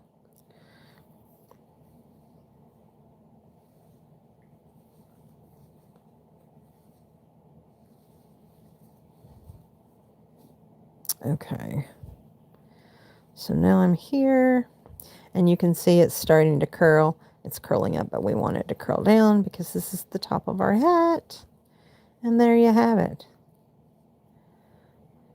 She said, love you too. She's one of my besties. And Miss Becky's one of my besties. She's around here somewhere. I don't know. She might have left me too. All right. So there we got the turn down. I'm going to go ahead and like I said, since I've already done my count. Hey, Miss Jasmine, how are you, girl? What are you doing up this late? Well, you stay up late every now and then too.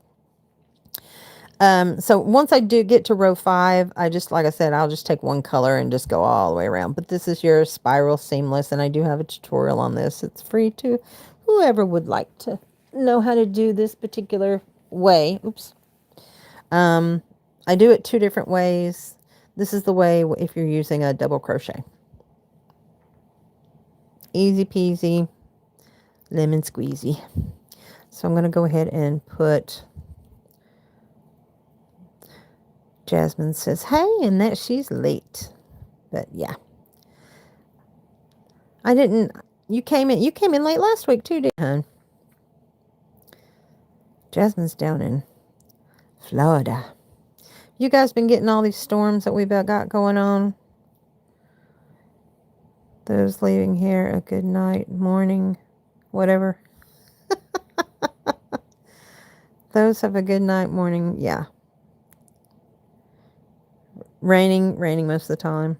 Yeah. Karen, what about you? Karen's on the East Coast too.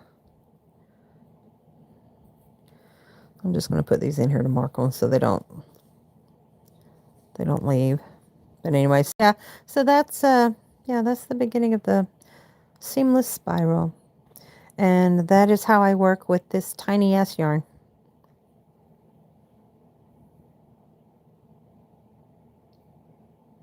It's that time of year for the rain. See how tiny? That's so tiny. So yeah, that's our triplicate. We're making it triplicate, so it'll be a 4. But for right now, we're going to take what we pulled out and we're going to wind it so it won't get twisted. Oops, didn't mean to put that in your face. All right, so there's that one, and put that in there. And then I'm going to wind up the cream. Oh my goodness, come on now. And then I'm going to show you the ones I have completed.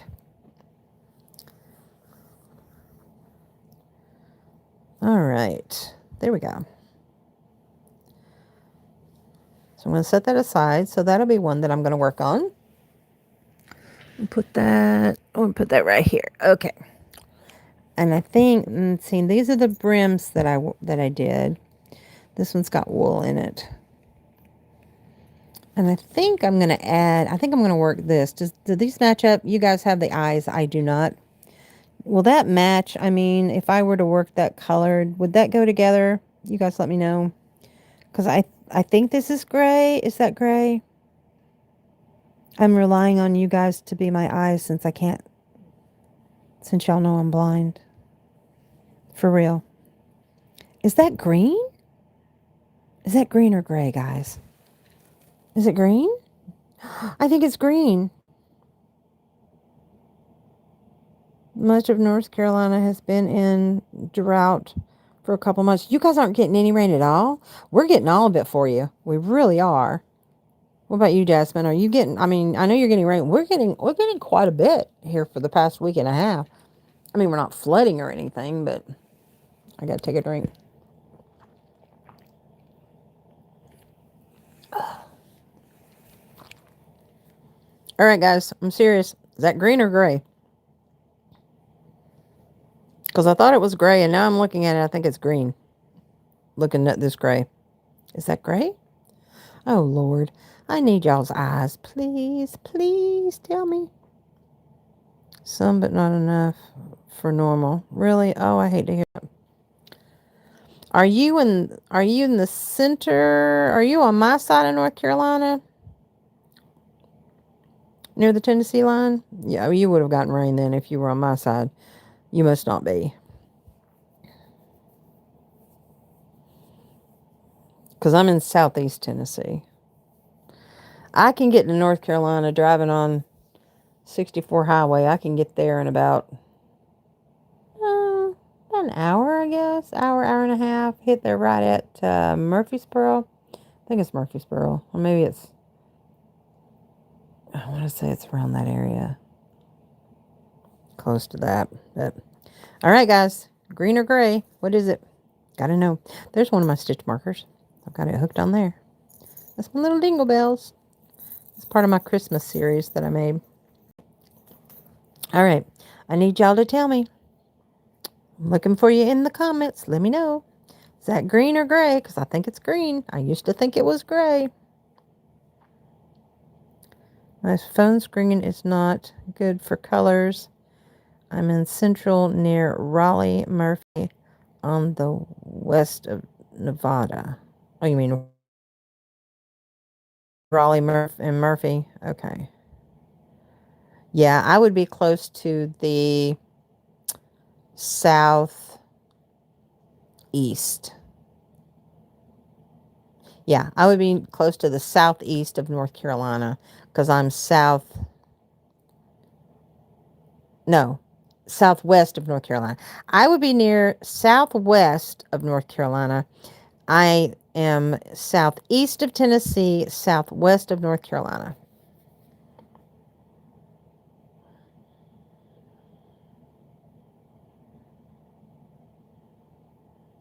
I see olive. Okay, so you do see green. Okay, now the reason why I asked that is because I have a ball, and like I said, you guys know my eye situation, so I can't always tell colors very well. All right, so I'm not going to match those two together. All right, so that's a no. Hang on, let me move my light over here so that I can see better in my bag. So I want to use these colors up, these up in my bag. So see. So that's a no-go. All right, so what can I pair with this? That's what I've already used, I think. Yeah, that's the one I'm working with. I mean, I could go ahead and add that to it, but I'd like to be able to do something different. I want to do a different color with that. Like, no, that's a black. That's a very hairy black. See, this is why I use, oh, good grief, that's ridiculous. These have dropped on the floor, and so that's why they have found, the kitty glitter and the doggy glitter has found homes. And this is that's mostly Ramsey's, my dog. That's mostly my dog's hair because he sheds more than all 4 cats combined. Let's see. Karen says, Tennessee is west of North Carolina. When I see it is not always accurate on my phone. Color is not true always. Ask others. Okay, Karen. Thank you for that. See, like when I put it with this black, to me it looks gray. But when I put it with this gray that I think is gray, it looks like a green.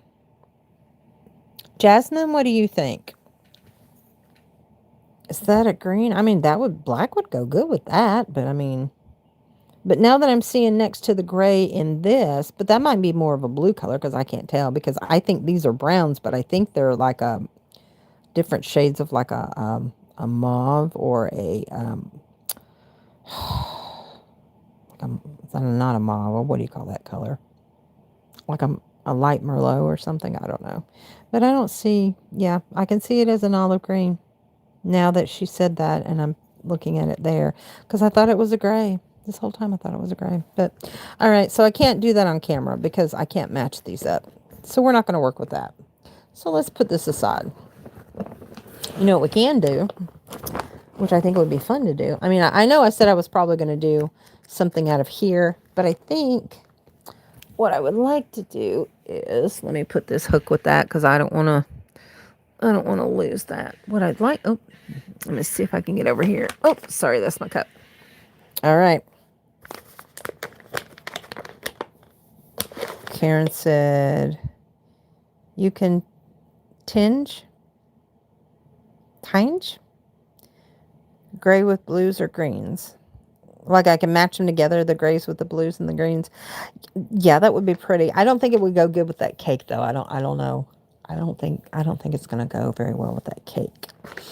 But remember me opening this on camera? This is my butterfly. Let's do the butterfly. No, we're going to go in the craft room and we're going to go pick up some Plarn. We're going to work with Plarn because everybody's been wanting me to do that anyway. And I keep saying I'm going to, so Let me lift up my glasses because we're going to go on a road trip. We're going to go on a road trip. Okay, guys. First, let's put Ramsey away because it is way past his bedtime. Come on, baby. Is he under there? Oh, there he is. Say hi, Ramsey. We're going to go, come here. We're going to go TT first. Yes, because if we don't, he will wake us up in the middle of the night, and we're staying up late anyway. All right, so let's go take the dog out to TT. And that's got to go back to Spectrum because they sent me 2 modems, which I don't know why they did. I had an order in. So if you guys are talking, I'm not going to be able to hear you right now because I've got a dog in my hand and I've got my specs up on my head. So that I can see where I'm walking. All right. But while he's doing his business, give me kisses. While he's doing his business, I will read your comments. All right. There you go, honey. All right. I'll put my specs back on. See what y'all saying. Karen says, grays can be tinted. Oh, there you go. With blues and greens. Olives, sort of gray, tinted with green. Yeah. Oh, yeah. That would be really pretty. All right. Where'd you go? There you are. Nope. I know you no, go poopies. You gotta go poopies. Go on. He'll go in the house if you let him, and then he'll cry for me in about an hour to take him back outside. This is my damn carport. It's so messy. Ooh. It's nice I can see through this lens. I wish I could see like this all the time because it makes everything brighter, but it's really not that bright out here. It's really, really, really dark. I can barely see the sky. Y'all know there was a... Where do you think you're going? No, go on. Go, poopies. Go. Go. Sometimes I have to encourage him to keep on walking. Go on. Go. Hey, you need to go.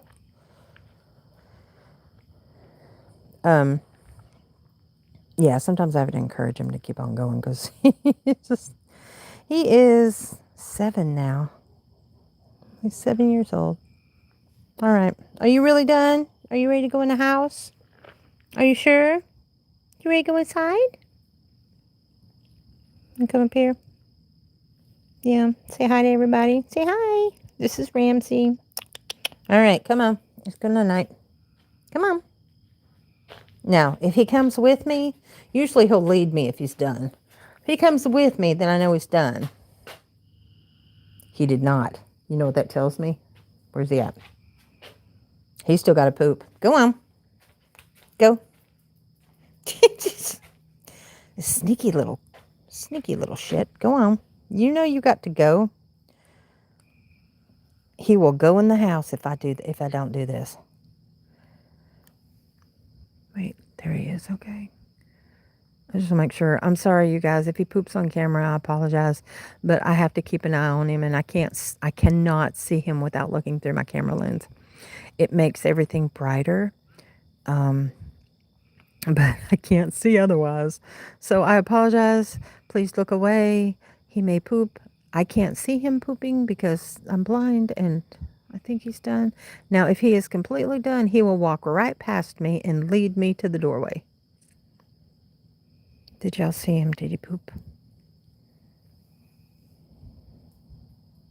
Yep, there he goes. Told you. He will walk in front of me. He will lead the way. All right, come on. Let's go. Go on. Are you done? Did you go? All right, come on. I got to take the trash up. Come on. You ready to go inside? Let's go. Did the kitties come in? Did you see? Come on. Come on. Did you go? I'm just going to stand there. Do you still need to go? Oh, are you kidding me? Are you done? Oh, good grief. Are we playing chicken? Are we playing yolk? Where the hell did you go? I can't. Are you done? Oh, good grief. Come on. I'm just going to put you in your house. Come on. Yep. Oh, shh. Oh, there's the babies. Midnight. What'd you go back outside for? You just came in. Okay.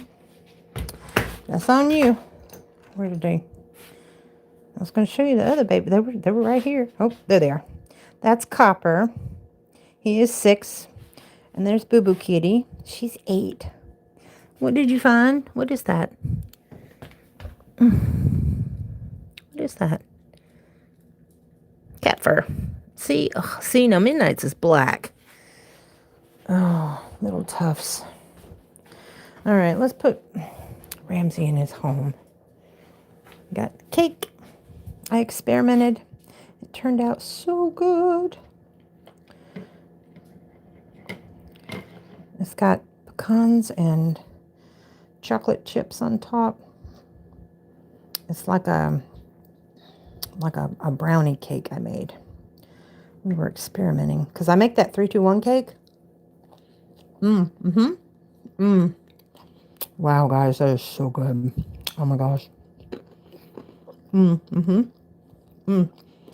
I put pecans and chocolate chips on top. Ugh. I think I won't do that next time. I think I'll just put it in the batter next time because it smells kind of burnt, but it's not burnt. I don't know how to explain it, but it's so good.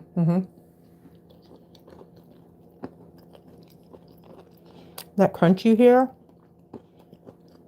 is from the top. So good. Oh, I forgot to turn the light out, but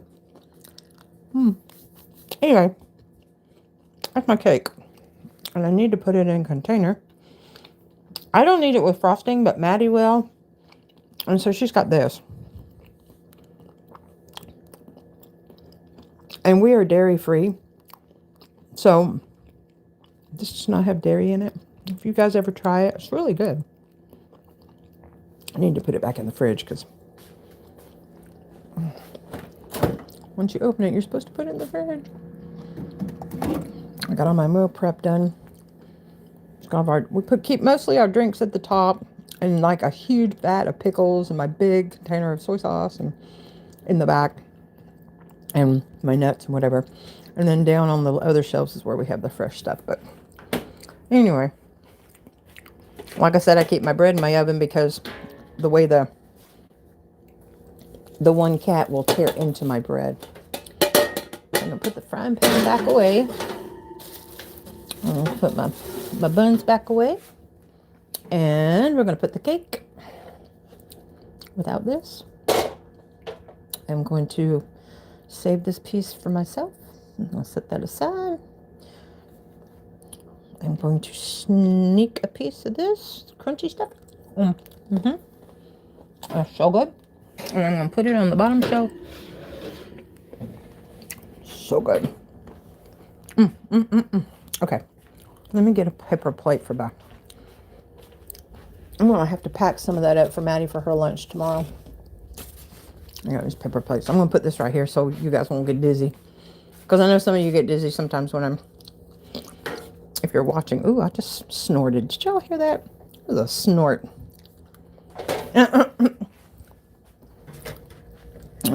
This is my pan that I put it in. I'm going to put that in there.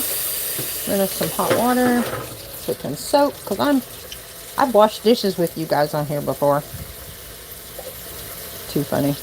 All right, we are going to get to crafting. Don't leave me. Don't leave me. We are going to get to crafting. I am going to work with that plarn. We're going to crochet with the plarn. I promise. Just taking a little break here. I've been on for an hour and 45 minutes. I'm going to go long tonight, guys. You can stay with me, or you can leave me, or you can come back. I will hold out as long as my phone will. I'll tell you that. I will. Where's my washcloth? I do not know. Have you guys ever tried these? Matson loves these. They are a guava candy. And she first found them. They use them as a palate cleanser sometimes at one of her favorite Chinese restaurants. Or it's not a, is it Chinese or is it more Japanese? It's a hibachi. It's a hibachi grill type restaurant where they have sushi too. And they were pretty much the first. Here's my, oh, hey, hey. No, no, no. Now let me show you what the cats have done. Yeah, isn't that great? Work of art. Anyway, he's waiting on me. That's where he stays in the kitchen. We block off this area and we block off the other bathroom area so that the cats can still get in and out. But that's where he stays. But he has access to his water and everything. I'd rather do that than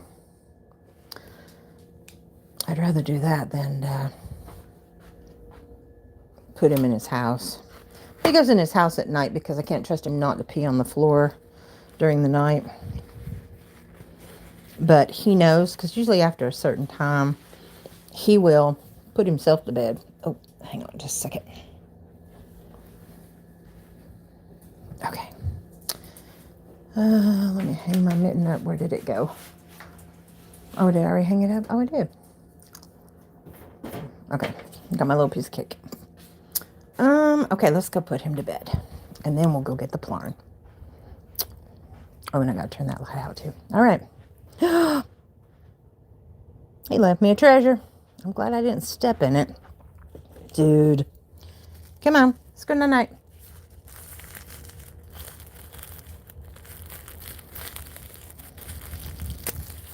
Now here's what's funny. He's got the pads. Did he go? Did you go in the house? Hello? All right, I guess you did. Okay. Anyway, I'll show you. I've shown this before, but he's only this size of the house. He's got the whole house to himself. He's got like 15 blankets in there and 2 cushions. But he will wake me up usually around 7:30. That's one of my display racks that spins for whenever I do markets. Okay, let's clean. Where you at? Oh, good Lord. Oh, it's hard. It's been there a while. And see, right next to the pads. Right there. I don't understand. Yeah, I can't trust him not to. And the only time he'll go on the pads is if I have the area blocked off to my desk. I have to block off right there. That's stuff to sell on eBay.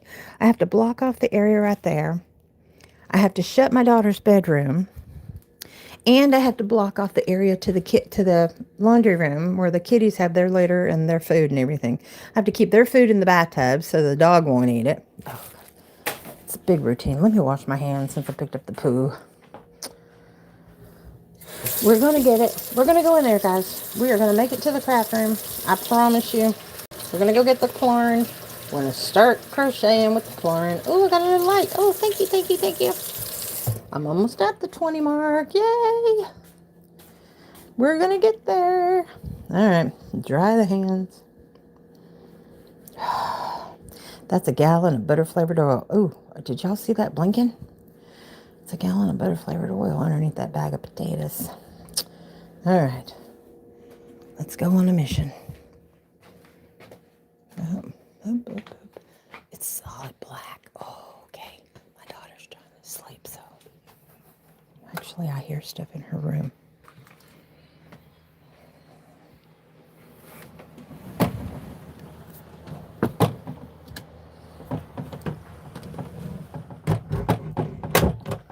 Okay, so I've got a box of Plarn right here, but I think what I'm going to do is I've got some that I've started. That's all balls of Plarn right there. And then I have a bag. Those are her boxes for college. Then I have a bag of Plarn right here. Now, I have started. Let's see if this is it. No, these are my hats. These are hats that I've made. Let's go into the... Look how that turned out. It's a variegated yarn. Isn't that pretty? Oh, this is another one of those that I did that, similar to what I'm doing now with the circles. But I did it in half double crochets. But look how that turned out, because one of them's a variegated and the other one is a cream. Isn't that pretty how that turned out? I love how that turned out. And then I put them on my mannequin. Mannequin head is smaller than a normal. And I did, on one of the rows, I did the half double crochet, and then the other one I did a regular double crochet. I mean, on one of these I did the extended single crochet. I don't know if you can see it. The extended single crochet, but look how pretty that is. It's extended single and it's got texture. And then I did the half double with the color darn. But anyway, yeah, I like the way that turned out. That turned out really pretty. All right. Enough of that. I'm trying to figure out. I have some that I've already started, and I would like to pick up on that. What is this? Oh, that's my flowers for my roses. And I thought I had one there. These are cross stitch books that I have to go through to give away. Except for that, I think those are packs of paper to work with. But we're in the craft room, by the way. I had this cleaned up since the last time I talked to you guys. I straightened it up. And then, of course, that's all my beads. Working with my crochet beads and my crochet hooks. This was stuff I did for the haul. All right, here we go. So, these are some that I started. I think I've got, yeah, there we go. Let's work with one of these. I think I've got this one. I did quite a bit on this one. So I call these my brown bottom bags because I did a bunch of these. So I'm going to work with the brown and then incorporate some color at another time. It works up really, really, really fast. So, and I have a pattern that I'm going to do a tutorial on once I get one of these finished. But this is the bottom of the brown bottom bag. And then right here, you can see I've done a bunch of them for the brown bottom bag that I haven't completely worked with yet. But I would like to add a different color to this, which is why I'm calling them the brown bottom bag. So let me see if I can have access to, yeah, there's a multitude of colors in this one. So let me see if I can get, we'll do a white with lettering. Let's do a white with the red. So I'm going to pull out two of these, I think, because is that one white with the red? Yeah. So I'm going to pull out two of those. They work really, even though see how big they are? They work really fast. Oh, and they're not forgiving. They're not forgiving, and the cats love to play with them, and they love to chew on them because they're plastic. They like working with the plastic. All right, let me roll this back up. It's going to slip.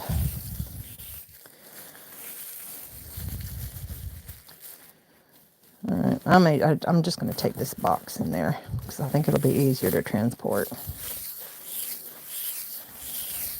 And we got to go get our hook. And then I'm going to show you how to attach a new ball to work with the new ball. So we'll just carry this and see this house goes around. Okay, so like we were in the living room, then you have the dining area, then you have the kitchen, then you have the laundry room, and then you have the craft room.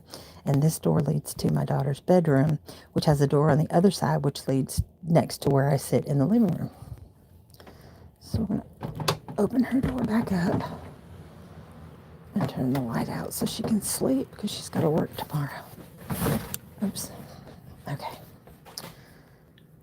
Let me turn this. We don't use that commode. I flush it from time to time just so the seals won't get dry rotted. But it's finicky. Sometimes it constantly runs and sometimes it doesn't. And the 2 times I've had the plumber out here, he has not figured out. It's worked fine while he's here. Of course. That is Goodwill stuff. Hang on. Let me turn the light out. So I've got to go to Spectrum and drop that off. Let me see if I can get Midnight back in. Midnight! See my baby? Boo Boo Kitty, you are not going out. Midnight. Baby boy. Come on. I hear your jingle bells. There we go. Good baby. I try to make sure they're in at night. Him and Boo Boo Kitty, they're the ones that go outside, and it makes me nervous. You want treats? All right. I want treats before. And I got to get my cake, too, because he will eat my cake. He's a mess. All right. Let's get y'all some treats real quick. Want some treats real quick? Yeah. Oh, where are you? There it is. It's like, where's the opening? So they are getting, I think it's got catnip in it. No. They have destroyed their tree. Oh, she's got those shoes down there to give away, and they're bulky. There you go.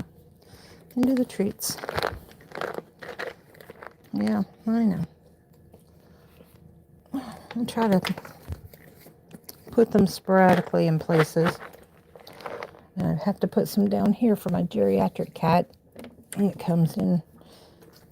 I think she's sleeping somewhere, but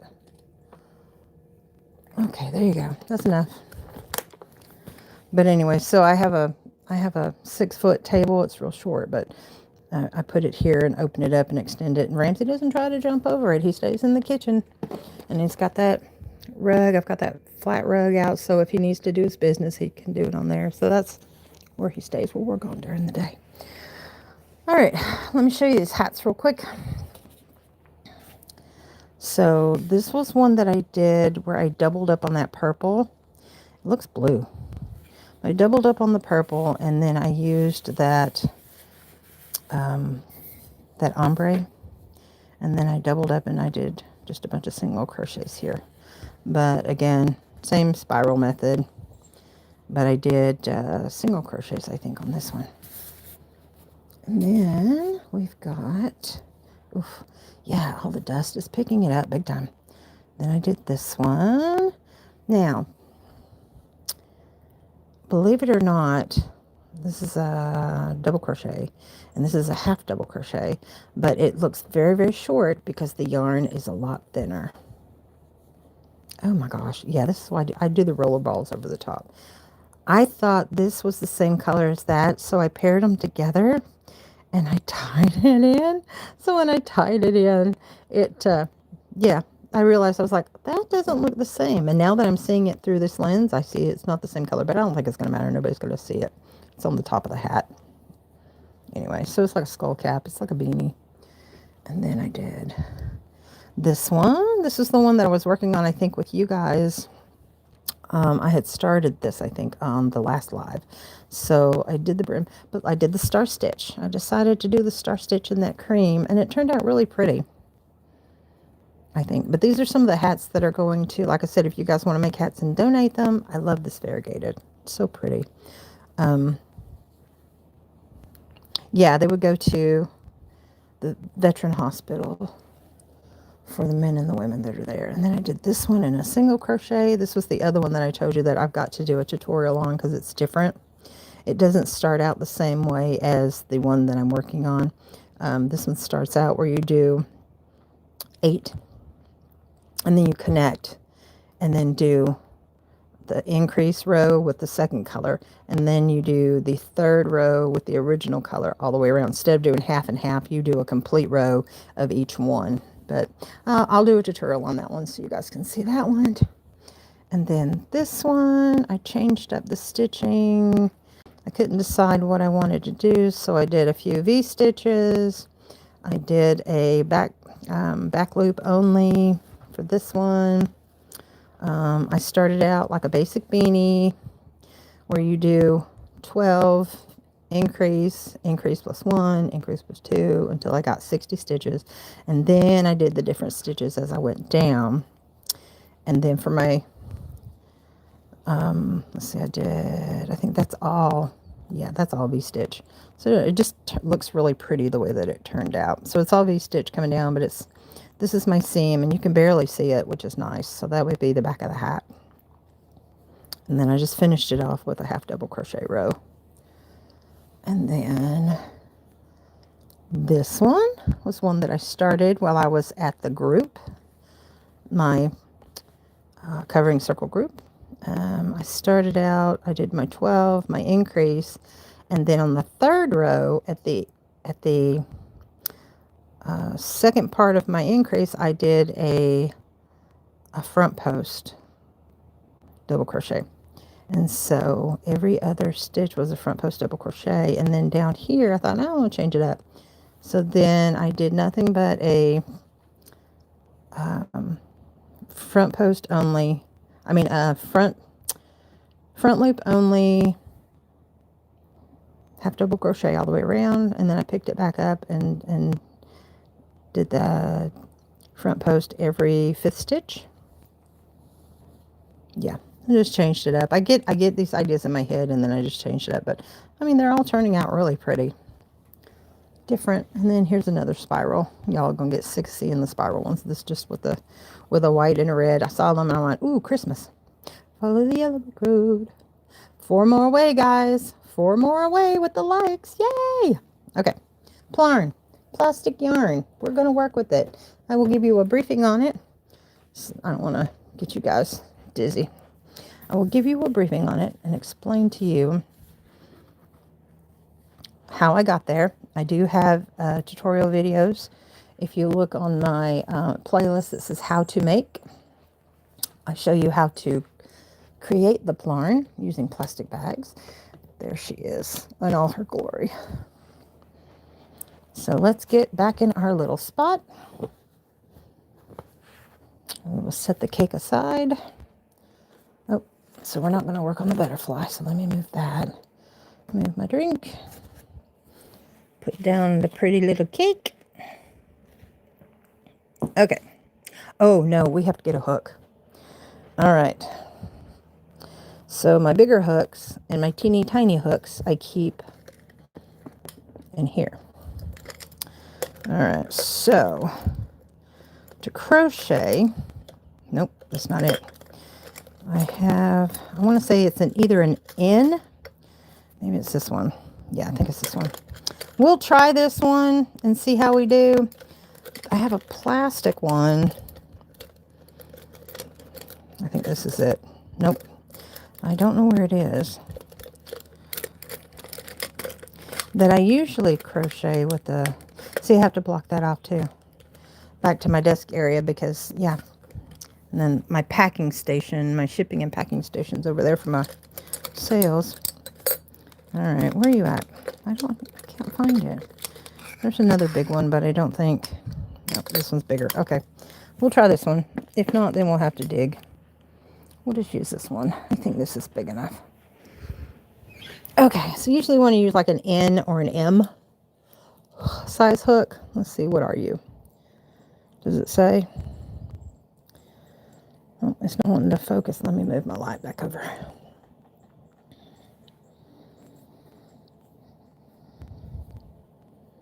All right. Oh, 17. Yay, 3 away. Thank you, guys. Thank you, thank you. Please hit the like button. Oh, and share this live if you can. That would be awesome. What size is this damn hook? That's going to irritate the crap out of me. I don't know. Is it right there? Oops, not wanting to focus. There we go. So let me turn it. I wish I had one of those measuring things. I don't. I think it'd be a good idea to invest in one. Nope, that's just where this is silicone too. It's a silicone rubber. Well,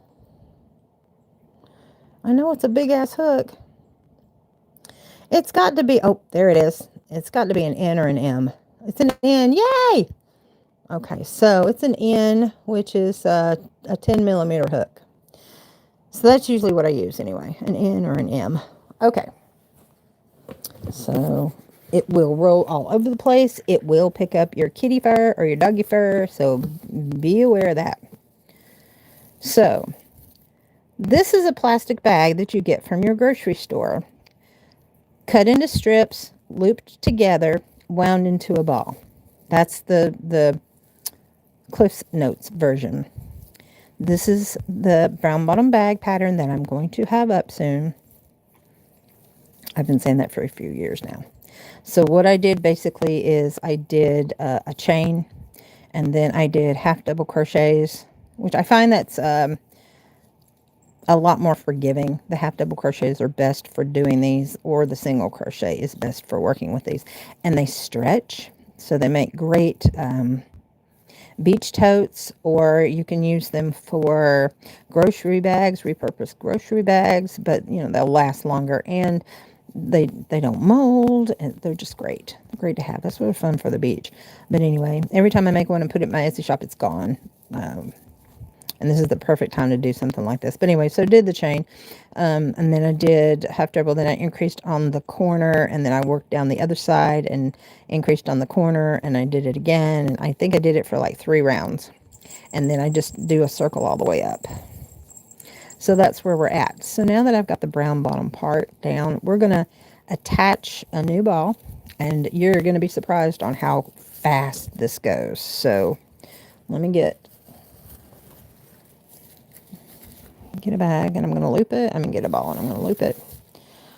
Oh, yeah, it tells me I have to lift up. Okay, so what you do is, to attach a new one, you take the loop, run the loop through, take your ball, and run that through. So you're attaching that.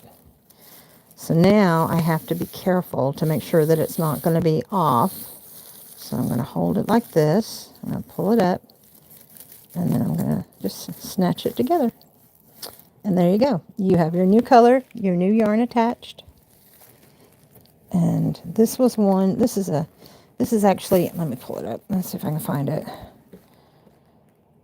They don't give out plastic bags anymore here. Oh, okay. What about like even when you go to like a clothing store or anything like that?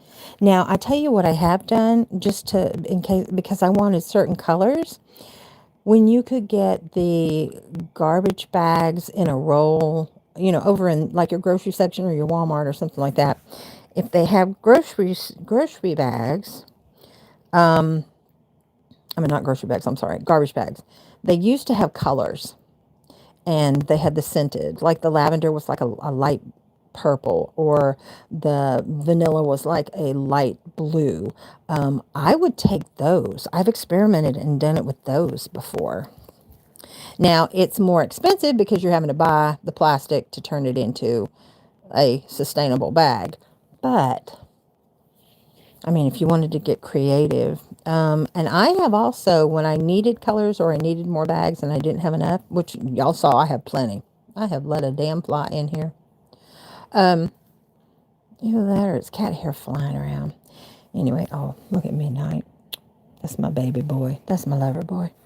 Anyway, I have gone and they'll have like recycle bins in my grocery stores. I've gone and taken the plastic bags out.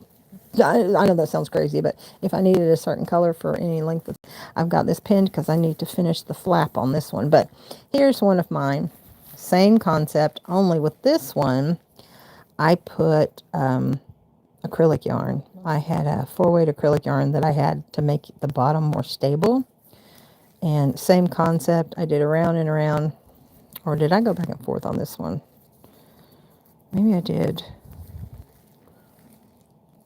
Okay, this one's a square. Never mind. For this one, I made a square, I think. I went back and forth. Or did I do that in the round? Nope, I did a square. Okay. I can always tell when I do one in the round because in the center it will be, you can pull it and it would be more, you can see through it. I'll show you in the brown one what I was talking about. But, yeah, so I did a square. Back and forth, and then I started working around the square. So that's what this is. But that's the bottom of the bag. Oh, and there went the hook. I had a hook in that one, so I wouldn't forget. Okay, so I went all the way around, and then I stopped, and then I just started going back and forth so that I could make the flap. And then what I do is I reinforce. I'll do like a chain hook down, and then I'll come back, and then I'll come back, and I'll reinforce the chain hook with a single crochet, and then come back and tie it off. And then I will attach a button here, like a wooden toggle button, and then I'll use that. And then, of course, I'll make the straps, and then I'll attach the straps to it, or I'll start crocheting with the straps, and so that the straps will stretch out, so you have to be careful with those. Then I'll go up from here, or I'll make them separate and then I'll attach them. And what I do is I've got one of those long lighters, and I will not singe, but it's plastic, so I'm melting it, and then you have to be careful not to burn yourself, and then I'll just squish it. I stitch it on, but then I'll go ahead and reinforce the edges of it with the lighter so that it melts to it. So that's how I usually do the bags. I'm going to set that one over here so that I can use that. And this one, I just did back and forth, joined it together. And then as I was going back and forth, I was adding these little plastic beads. And then I did I just braided, I think. And then that way you can cinch it up and tie it. But I made this little cute little bag. But anyway, yeah, so this was for Maddie when she was in pre-K. So this is lasted, this is, let's see, she was 3. Yeah, she was 3 or 4 when I did this one. So, yeah, 15 years old. I've had this for 15 years. You can't tell it. It still looks great. It's never, yeah, so this is for her toothbrush and her toothpaste. So, anyway, so there's that. And that's, like I said, those are some other brown bottle bags that I started working on. So, now that we have attached our white yarn, well, actually, let me find my hook. I heard it fall. There it is. Oh. So this is the hook that I used for that blue bag. What size are you? Let's see if it's gonna... I don't know what it's focusing on because there it is. There's nothing there. So what does that say? Does that say 8? Yeah, that's an 8mm. So I mean, you could work with an 8mm if you wanted tighter stitches.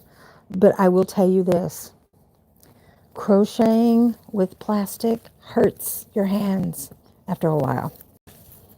I think I did a half double on that. But yeah, it really, your hands start to really take a toll on that. So we're working with the 10. Let's see, it may have to go smaller. I don't know. No, I think it'll be good. Thought I was going to have to go bigger, but looks like I'm going to go smaller. Now, this is how I hold my yarn normally, and until otherwise, I have to do it like this, because with plastic, it's, like I said, it starts to really hurt your hands. Let me tilt you back down, because I had tilted you up. Oh, I got another like. Thank you, thank you. Trying to hit 20, guys. We are at 2 hours and 2 hours and, almost 18 minutes. It is 12:49 my time. All right. I believe, yeah, you can tell it's a half double because it's got, wait a minute, I might have to pull it out and just see. Oh, focus, come on now. All right, so, nope, single. That's a single crochet. Hang on, let me see. There's 1, 2, nope, half double, yes. Okay, so we're working with a half double crochet. Let me get that new color in. All right. And I think that's why I bought these hooks purposely, or maybe it was because I was working with the blanket yarns. So I go in there, and you just work a regular half double. But I'm telling you, it feels very yeah. It's I can't go fast like I normally do. I hit 20. I hit 20. Yay! Thank you, thank you, thank you, thank you. Thank you, guys. Thank you so much. Oh, that's so awesome. Yay! Do you want me to sing you a song? What do you want to hear? I will sing you a song. I hit my goal. Yay! Thank you, thank you, thank you. And if you see this happening, don't worry about it, because it all ends up stretching itself out. Yeah, I think I may have to go with a smaller hook. I don't I think I may have to use that other hook. Yep. This is too tight. It's too much effort to use this one. Let me switch over to that 8mm that I had for the other one. There was a reason why I put it in there, and this would be why. So let's switch over to the 8 and see if that makes a difference. Now that we're using this. All right. Oh, the cats are playing half double. All right. Because I was thinking, because when this bunches up, it's really skinny. It's just a matter of getting my groove back. It takes longer. It doesn't flow as easily with the plastic as it does with the regular yarn. Oh my goodness. Yeah. It's been a while, guys. It's been such a hot minute since I've done this. Oh my word. And then you have to watch this where they might intertwine. You just have to pull that through and straighten it back out. And I will tell you this, with working with the plastic too, it picks up everything. You just have to be patient with it. And yeah, I think my stitches are too tight. I think that's part of the problem right now. Maybe I need to just loosen it up a little bit. Did I do 2 in 1 stitch? I did. We don't want to do that. So I like to intertwine the colors. I like to change the colors up. Like I might throw in like a row of green or a row of yellow or a row of black, just depending on how I want to make it a little bit different. Or I'll do an accent like a pocket.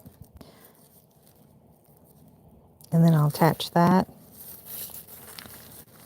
And then if it breaks, you just tie it together and snip off the ends and then burn it with a lighter or a match. I have an electric one that works out great. All right, I think we got it. We got the groove. All right, there we go. Yay. Let me tilt you back down a little bit. Oh, it doesn't want to. Lori, hi. Lori Wolfen CA. They don't give out plastic bags anymore here. That she was the one. Hi, Lori. I didn't realize that you were here. Hi, how are you? Are you in California? Oh, y'all, my cake is calling me. I need to take a bite. I do. This is homemade vegan cake. It's so good. Mm-hmm. With pecans and vegan chocolate chips on top. It's in California. That's good that they don't give those out anymore. Because all the stores around here, whether it's grocery store or convenience stores, like, oh, what about your convenience stores? Do they not give out plastic bags there either?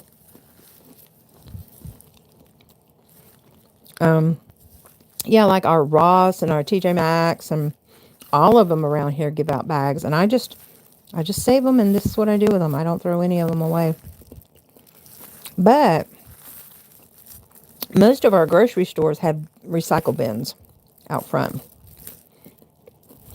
where you can drop them off.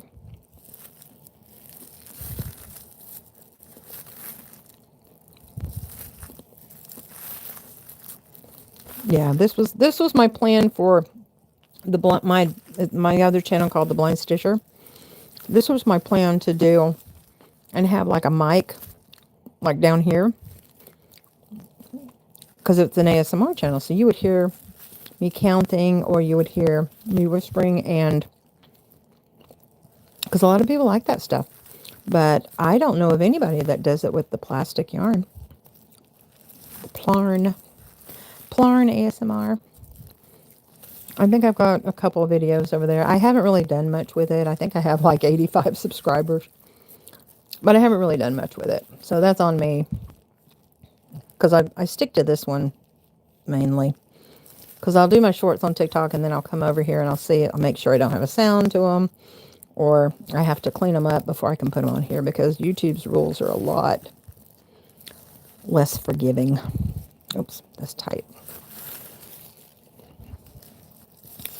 Yeah, YouTube's yeah, less forgiving when it comes to the rules of. And I call it the blind stitcher because I am blind. I'm blind in one eye and I have a blind spot in the middle of the other eye. So the majority of my work that I do by feel.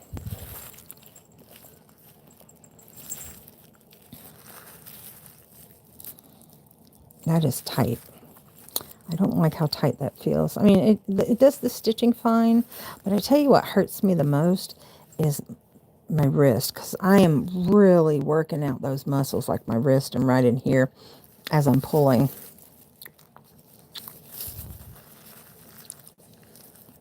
Thank you so much, guys, for helping me reach my like goal. I really appreciate that. It means the world to me. I didn't think I would get that many being this late at night, but it's a Saturday night, you know. Except for the people that go to church on Sunday. Usually everybody doesn't, you know, most people just, you know, they mow the yard, or usually a step late on a Saturday night or a Friday night. Oh, my daughter's in there talking. She's got to go to work. It's 1 a.m. She got to go to work tomorrow. She's going to be so tired. She's got to get up at 7.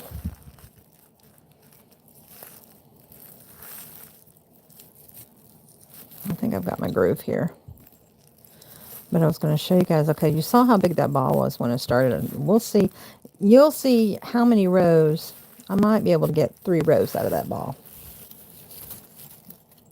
It takes a lot to make these bags. It takes a lot of effort, and it takes a lot of plastic to make the bags.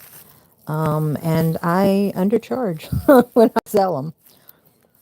Because when some people will look at it and go, well, you got the bags for free. But it's very labor intensive. So, I mean, just because I got the bags for free does not mean that my time and effort in creating something like this is not valuable, you know. Crocheters never get what they are worth out of their creations. They really don't when they sell them.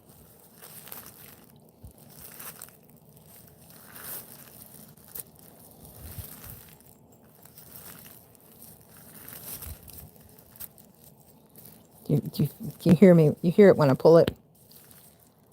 So this is a lot tighter than what I had here. I think it's because I haven't gotten my tension worked out yet like I had it before. So the brown part's going to be more forgiving and the white's going to be tighter. It's going to be a tighter stitch until I can loosen up my muscles, because I can feel the difference. I was loose right here in the beginning, and then I started getting tighter. I need to loosen my hands back up again. And you guys are aware, that's, you know, tension. That's the way tension works. So anyway, let's get these plastic bags into this bag. We're making a bag out of bags. And because it's so big, it's a lot easier for me to work with. Because I can, most of the time when I'm crocheting, I have to feel where my, oops, yeah, slipped right out. I have to feel where my stitches are, whereas with these, I can see the holes. I still have to feel, but I can see where the holes are. Okay, I'm going to try to loosen up my tension a little bit. Oh, and that's what happens when you loosen your tension. I'm going to try to loosen my tension up a little bit and see if that's going to help with the, nope. Because if I do it, they're going to slide right off. It's not as easy to work with. Yeah. Oh, goodness. But yes, I do have a tutorial that teaches you how to work with, how to turn your bags, your grocery bags, or your, oh, a stitch came loose. A stitch came off there. You don't want to lose that. Look at that. Yep. Oh, I'm glad I found it now instead of later. But yeah, grocery bags, Ross, TJ Maxx, Michaels, Joann's. Let's see, who else do I have bags from? Oh, convenience stores. They like to give out. Did I lose another stitch? Or is that just loose? No, it's just loose. Convenience stores like to give out black bags, and those are actually fun to work with. I like it. I like using the black bags to crochet with the black bags for accents. But for the most part, I just use, regular grocery bags. I think these came from Food Lion, and these were the white ones are from, I found some old,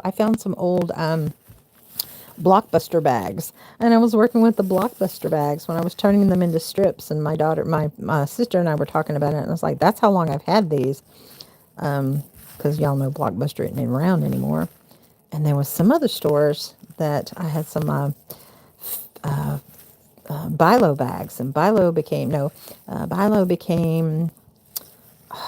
no, it was Red Food Store, and then they became Bilo, and then Bilo bought them out, and it's Food City, and so yeah. And then I've got the yellow ones. I got those from Dollar General, and then Dollar Tree. I've got white bags with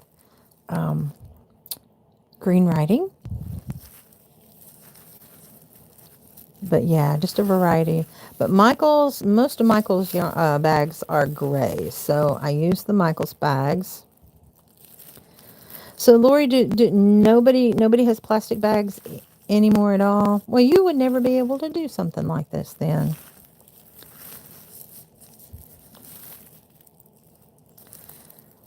But yeah, I'm anxious to see. It's been a while since I worked on it, so we can see how many rows we can get out of that one big ball.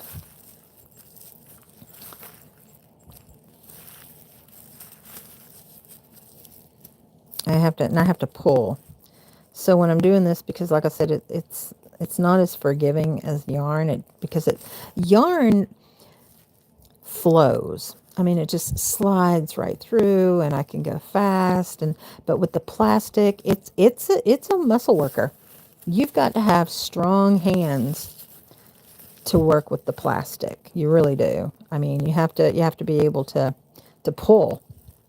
And then the wrist action, you're pulling too. And so my hands are going to be killing me tomorrow. So that's why I don't do these very often. But I kept saying that I was going to show you guys, what it's like to work with the yarn. I was going to pull yarn, and I was going to pull it out and working with the plastic bags. So when I'm going through and I'm pulling it through, I'm holding it here and I'm pulling it real tight with this hand. Let's see if I can pull it back a little bit.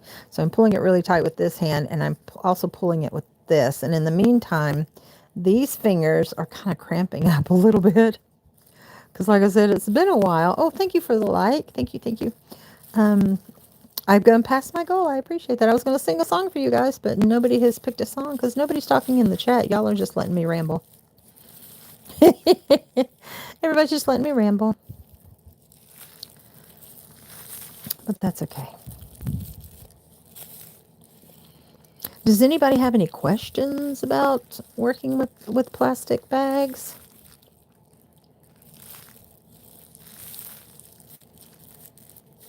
I get to a stopping point where my wrist and my hands are starting to hurt. I will show you where the rest of my stash is, and my process of how I grab them, or where I collect them to where it doesn't look, too trashy, literally, with the trash bags.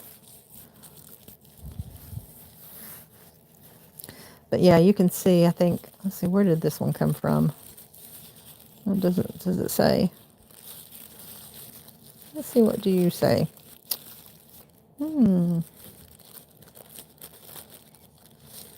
Something free.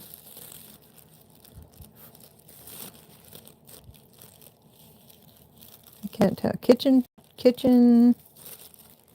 Oh, Kitchen Fresh, maybe? Kitchen Fresh. Kitchen Fresh. Oh, hell, I can't tell. And then I'll come across my my Blockbuster bags. That was just the icing. It has a different plastic texture, so I make a different plastic yarn out of those bags because the texture on them isn't as rough as this. It's a lot slicker. And that plastic's really fun to work with. But again, it still has, you still pull, it still pulls. I used to do these for Castor. Hi, how are you? So he said, they said, I used to do this for school and give them to the poor. For sleep mats, I wasn't sure if anybody did these anymore. I know back around, I want to say about around between 2010 and 2015, I know a lot of people were starting to do this and they were making different creations and let's see if I can find this and different things. I know it started out, a lot of people were making them for mats for the homeless because they could roll them up and carry them with them. But most people didn't. Oh, Target. There's the Target. Most people don't separate the colors like I do. Like if I have a lot of white, when I make my strips, I will separate the ones that are, I will take out the strips that are solid white. Again, it's just time consuming the way that I do it. So, oh, thank you for the like. Thank you, thank you. My likes are free, guys. Thank you. I was going to sing a song when I hit 20, but nobody's, I guess nobody wants to hear me sing, so I can only say thank you. So I've been crocheting for 50 years and I enjoy it. I don't do these very often. Like I said, I usually make beach totes or grocery bags out of these. But usually I do the beach totes because I'll do a flap. I don't do an inner lining or anything. I just leave it the way it is because it's easy to wash that way. It's easy to dry that way. Another reason why the homeless mats were made because they're very lightweight. They'd be easy to carry. They don't have to sleep on the ground.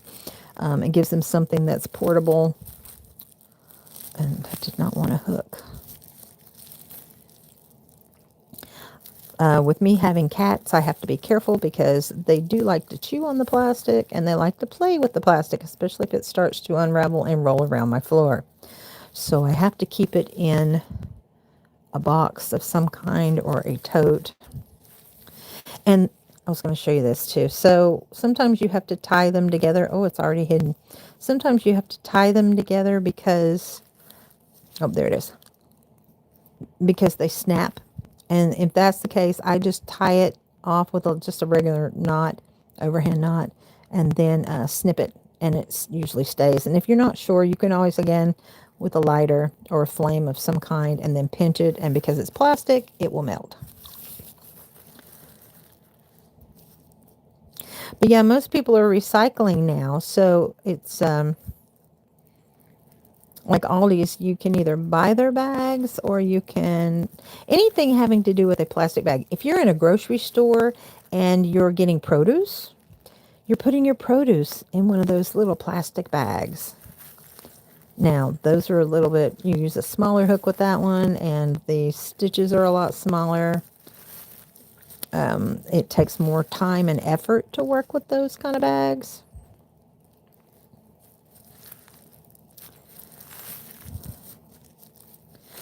But yeah, it seems like everything. Okay, here's another example.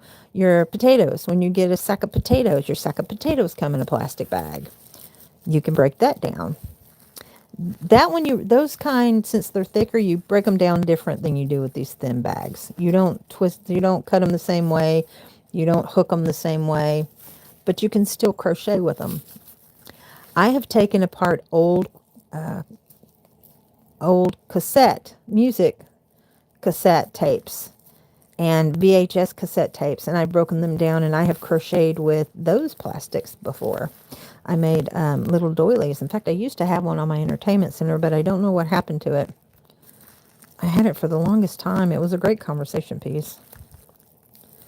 I used to have people try to guess. I think it was an old, what was it? It was like an old, oh gosh, I can't even remember. I think it was like Wham. I think it was an old Wham cassette that I had already bought the CD for, and so I took the cassette and I broke it down and I crocheted a doily with it.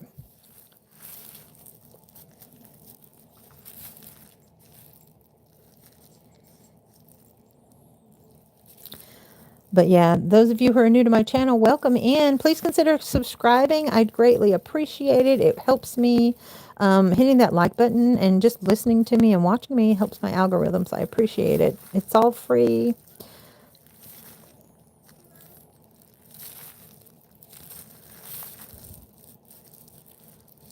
But I try to keep my content as friendly as possible.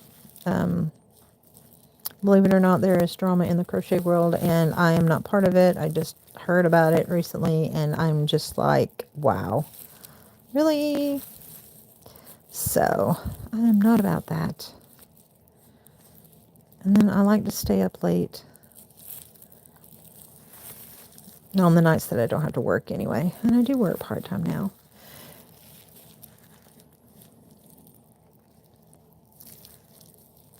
But because I am now considered legally blind, I can only work part-time. But this is a hobby. Shaylin. Oh, let's see if I can say this. Hi, honey. How are you? Shaylin. Can I call you is it Shaylin? Shalini? What do you go by? Vastaba? Are you in the United States? Oh, there's another one.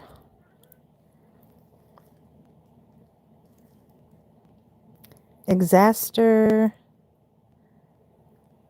Linux. Hi, guys. Thank you for coming in. I appreciate it. Hi. Thank you. Thank you. Thank you. Thank you. Love you guys. Thank you so much. I appreciate you coming in. You guys must be new. Are you new to my channel? Have you ever been here before? Did I just show up on somebody? Sometimes I did it the other night myself. I'll flip through the lives, especially the vertical ones. I will flip through them. I have to do this because I have to keep the phone 2 inches from my face so that I can read your comments. Otherwise, I can't read your comments, and I want to interact with you guys. I don't do that on YouTube. I mean, I'm not YouTube. I don't do that on TikTok. I don't interact on TikTok. It's mostly just sounds. Excuse me. But I can give the gift a gab. I've got my drink over there. I actually need to take a sip. I can do the gift of gab. I've been going for 2 hours and 42 minutes as of right now. So I don't expect that most people are going to watch the replay for very long. But it's okay. I'm getting people from other countries, and I love that. So if you're not in the U.S., or if you are in the U.S., tell me what state you're in. You don't have to give your location. Yes, ma'am. Hello, Miss Terry. How are you? Did you come in earlier? I've been on for 2 hours and 42 minutes. I know. I'm a night owl. But I'm working with my plastic yarn. I kept saying I was going to do it, and I'm doing it now. And I'm working with an 8mm hook because I tried to use a 10mm, but it was just too clunky. But yeah, I think this is an 8. I have to feel. All right, it's right here. Let's see if it'll... I think it's an 8. I'm pretty sure that's what was decided. Crap, I hate when it does that. Hang on. Ah. Anyway, so I'm making a brown bottom bag. I had to lean my body back and put my phone this way so that it would not keep fading in and out. But I'm working with a brown bottom bag with the plastic yarn, with the plarn. I was going to see how many rows I could get out of this one ball. Let's see where we at. So this ball, I want to say this ball started out, was it the same? No, it was a little bit bigger. It was bigger than this one. So that's what it started out as. So this is where we're at. And to the person that said that they used to make them and give them to the poor, this is, I was going to show this. This was a toothpaste holder, a toothbrush and toothpaste holder that I made for my daughter when she was in pre-K, and I stitched while I was crocheting with it, I put these little plastic beads on here for these little dragonflies for her. And then I made a braid and cinched so she could cinch it up and tie it up so her stuff wouldn't fall out. And so it is 15 years old, and it doesn't look like, it looks like I made it yesterday. So they stand the test of time, and they last a really long time when you make something like this. I didn't do a tutorial on this. I didn't know if anybody'd be interested in something like this, so. But yeah, just a little pouch. This one I just went back and forth, and I used thinner plastic. Oh, is Karen still in here? I thought Karen left me. No, there she is. Is Karen, are you still in here with me? That was about an hour ago. Bless her heart.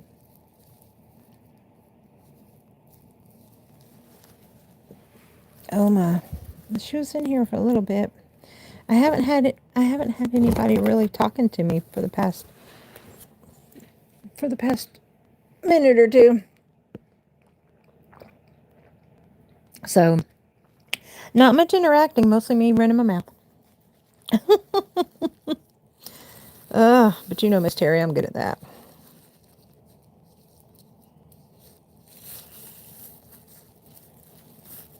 Thank you for my card, by the way. Oh, yeah, she is here. She said, yes, sort of getting snacks and multi-processing. Okay. I need to eat my cake.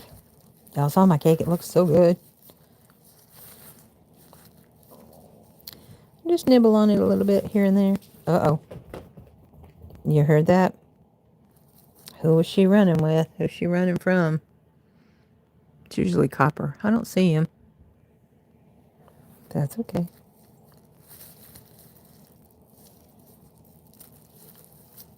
So I made Terry one of my mods, and apparently, Terry, every time you come up now, it shows you as this real pretty blue color.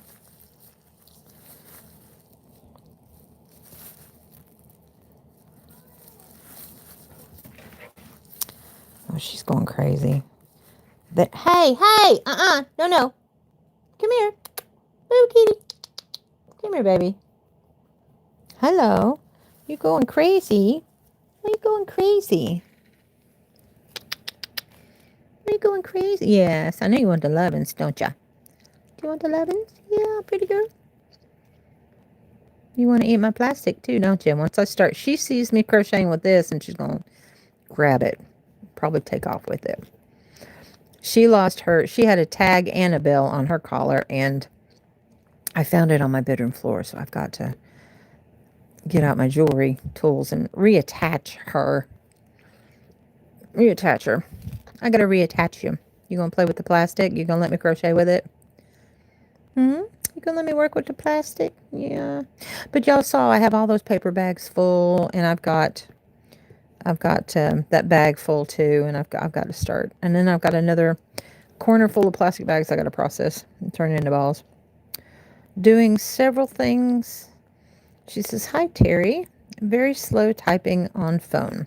I understand. I very rarely type on my phone anymore because, again, with the vision thing, can't see the letters very well.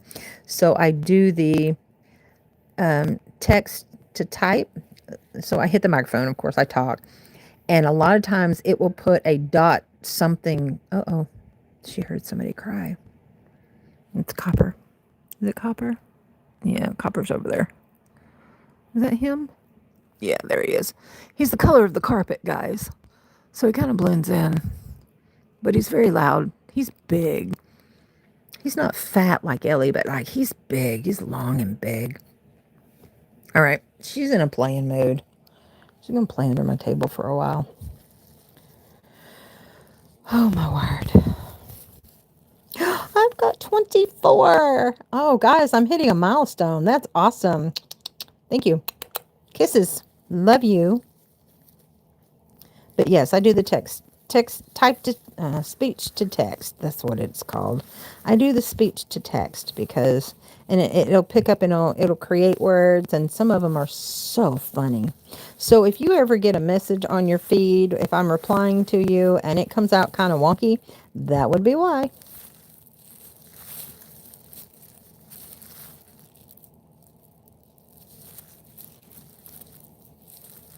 Miss Becky, are you still with me? I know Erin left me. She wanted to go to sleep because it was getting late for her.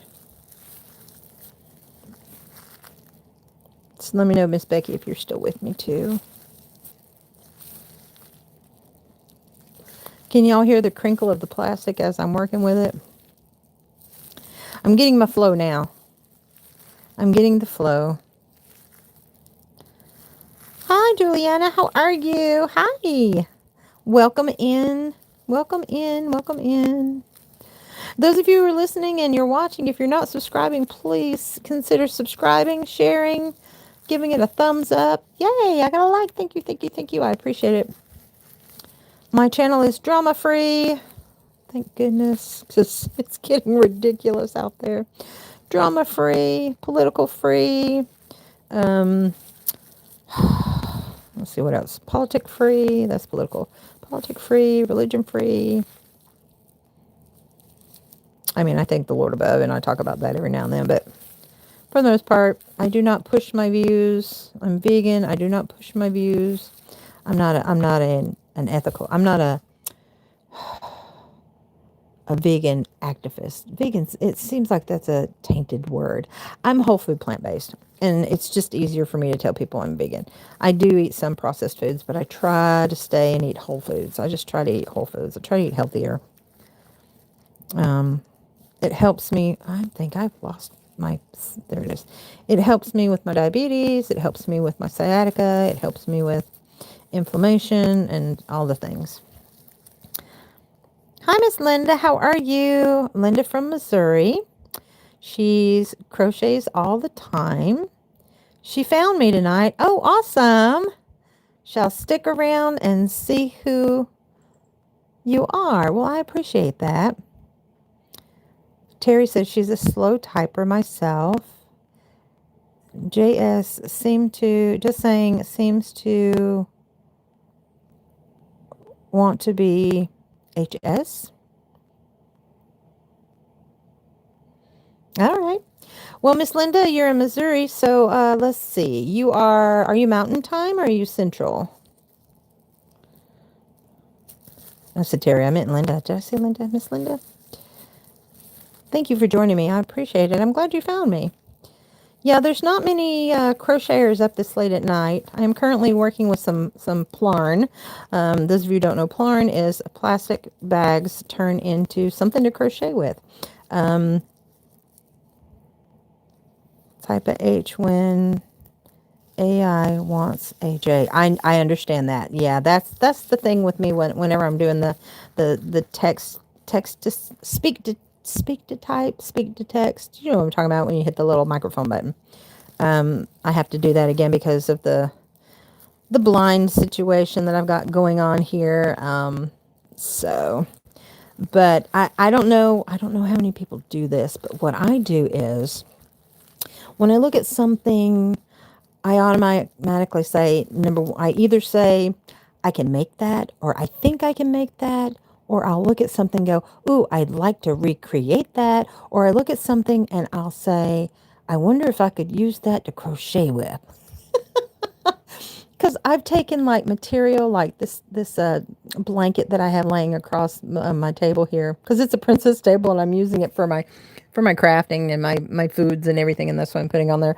But I'll look at something like that and go, ooh, I can take scissors and I can cut that into a big circle over and over, and I can crochet a rug with that. I mean, that's what I do when I look at something like that.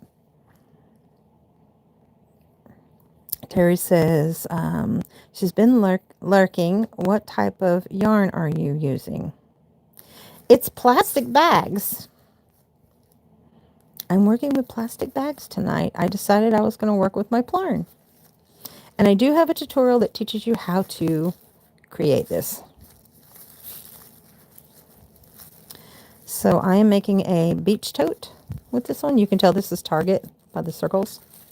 These are some of these are my Target bag from Target, grocery bags from Targets.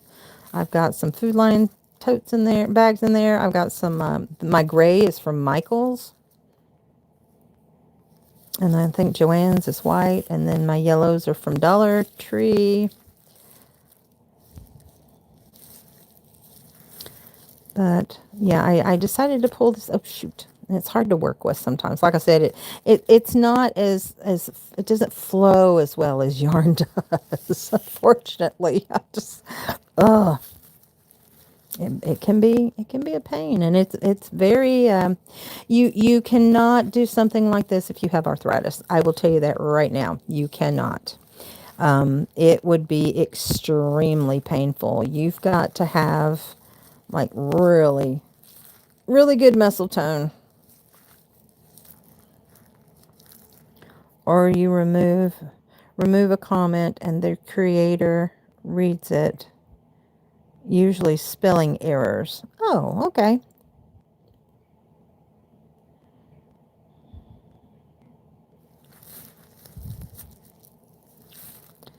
Mine does that. Like I said, I have trouble seeing the letters now, so because of the blind spot in the one eye that I can see out of, so I have to kind of feel around and look, and it doesn't correct it for me all the time. Of course, now and then it's like when I try to put in my name, it knows my name now on my phone, but when I tried to spell my name before, it would always want to put Alicia instead of the SH. Oh, see, and this is, again, muscles pulling it through. Sometimes it flows and sometimes it does not. I was just going to see how many rows I could get out of this one ball, and then I was going to take you guys to where I keep my stash when I start. Oh, I missed a comment. Karen said, let's see what somebody, Terry said, she's been lurking. Okay, Karen said, cut the bags into strips, connect to make string of plarn, I think. Yes. Did I miss a comment? I always wanted to see someone crocheting with plastic. Yay! Well, here we go. We're doing it. We are crocheting with repurposed plastic bags from retail stores and grocery stores. That is what I am doing right now. I didn't do this earlier, so I didn't go through the process, but if you watch the replay about, I want to say about 2 hours in, because I'm almost to the end of my 3rd hour. If you go in about 2 hours in, if you watch the replay, you can see where I take you into the craft room, and we find the box. We look at all the other boxes that I have with the pre-made plastic bags and balls that I've made, and then I have a video that teaches you how to do it. The process, it's really simple. I have several videos actually. It's in my playlist, the how-to playlist. I think it's how to make playlist. I think I have a Plarn playlist, if I'm not mistaken. I haven't seen anybody do this in a while. Like I said, it was really popular around 2010 and to about 2015, 2016.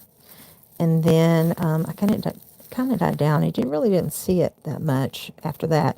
And people were crocheting, adding yarn to it, which kind of defeats the purpose. But if you do something like this and you add yarn to it and crochet with it, number one, it flows better when you have yarn attached to it. Oh, somebody's crying. But also, too, not only does it flow better, but it reinforces it to where it's stronger. I mean, it's strong now and it will stretch, but with the yarn in it, it doesn't stretch or as long. The issue with working with it with the yarn, pairing it with yarn, is it doesn't dry as easily. Like you can take this and wash it, hang it up, and then it'll be completely dry, usually within a few hours. I mean, unless the pockets get the water in it, but anyway. But like for the beach, whereas if you use a yarn with it, it doesn't dry as fast, it holds moisture, and it's more apt to create mold. So I don't recommend pairing it with it if you're going to use it like at a lake or a beach setting.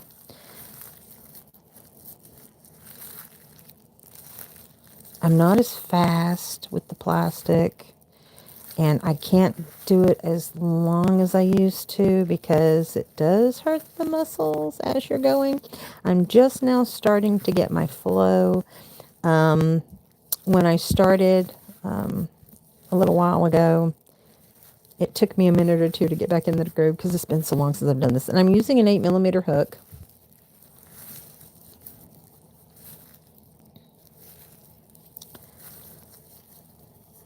I started out, I was going to try using a 10mm hook, which is an N, but it was a little too big. So this was in my beach tote that I started. I'll show you the beach tote. Let me set this aside.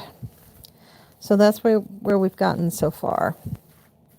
So here is the beach tote that I started. And I did put a stitch marker in there so that it wouldn't pull out. So here's where the bag ended, and I wanted to give it some color. So I put in, I worked with the white, and this is why I separate my colors. Is that yellow? I have to look. It's funny the way my blind spot is. I have to look over here in order to see my vision, my peripheral, see that that's yellow. That's funny. Karen said, years ago,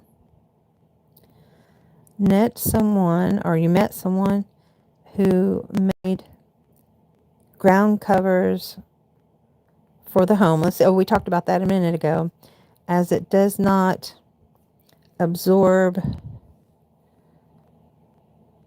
and wick damp like most fiber fabrics. Yeah, this is true. Yeah, that's what I was talking about a while ago. I don't think you were in here yet, Karen. Yeah, it's lightweight. They can roll it up. It's more compact, and it's easier to carry because you can roll it and fold it and stuff it anywhere. And it separates them from the ground, so they have something to lay on. And yes, it doesn't like fibers or fabric. It doesn't absorb the water as much, and it dries a lot faster. But yeah, that was the original where it all started. People were making it for homeless people, for the mats, makeup for the mats, for it be easier to carry. This is the one and only time I ever used yarn with the plastic to reinforce the bottom. I just wanted to see how it would work, and that's how I knew how it felt. But I did do it for the bottom of this beach tote so that it would be sturdier. But yeah, that's the only time. This is the only time I repaired it with yarn, because I saw someone make a whole bag that way. Linda says, I used to crochet sleeping mats for earthquake victims. Oh, wow. You used the plastic. Did you use plastic for that? The plastic bags?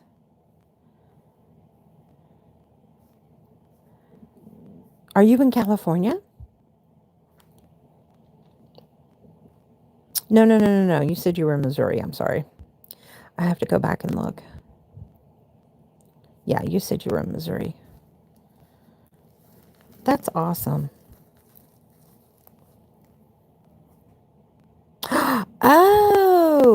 Okay. I've seen people repurpose those. That is so cool. I love, I can't pick up another craft. I just can't. I have way too many. I don't want to pick up another one.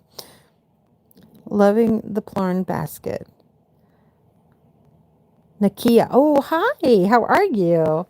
Thank you for the likes, guys. I appreciate it.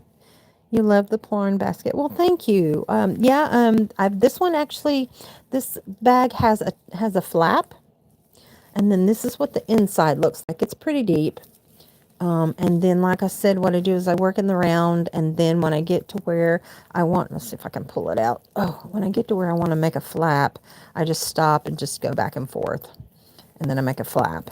And then when I come back through, I'll do like, I'll do a loop here, and I'll go back, and I'll come back and do a loop and go back and to reinforce it. And then I'll put like a wooden toggle right here so that this can be closed. And then of course I make the straps to go with it. Lydia said, I'm blind in one eye since 6 years. Honey, you have come to the right place. You have come to the right flipping place. I have had 5 eye surgeries in the past 2 years. I am completely blind in one eye, and I have a blind spot in the middle of the other eye that developed from having one of those surgeries. So you have met the right person, girl. We are kindred. You were meant to find me. I actually have another channel called The Blind Stitcher where it's funny because you said you've been blind in one eye 6 years. My vision went out in my right eye. Let's see, how long ago was it? It was February of 21, so it's been 5 years for me. 5 years I've been blind in one eye. And then February of 24.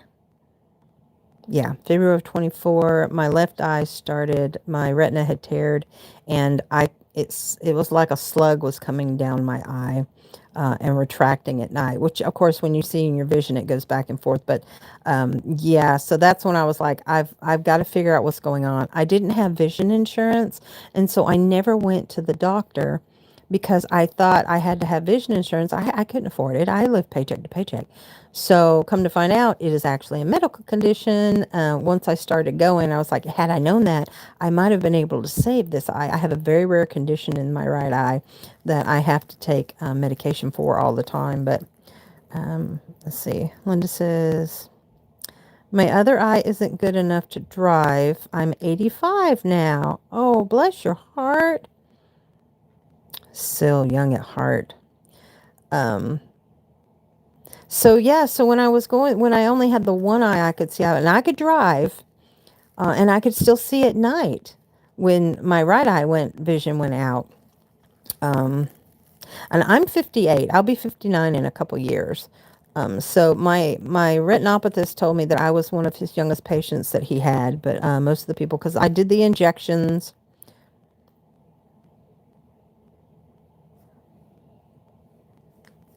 $75 now. I don't understand. Are you 85 or 75? Yeah, so I could drive, but when my left eye started going, because I was depending on it for everything, I can't see at night. My vision is, okay, so you're 75, gotcha. So my vision is very light sensitive. So like when I walk into a restaurant, everything is completely black. And I have to hold the shoulder of the person in front of me to walk me to our table. And then my eye will adjust to the lighting. And then when I go back outside, depending on the UV rays that are outside, it's blinding white. And so I have to wait. But I can still drive during the day. Except here's the thing, it's messed up my coloring in my eye. Do you find that, Linda? Did you find that, does it mess up your coloring when you see colors? Because I have issues with the colors, and sometimes I have to ask people when I'm doing crocheting, when I'm on here, I have to ask people what colors I'm working with because I don't know. I can't tell. I have issues with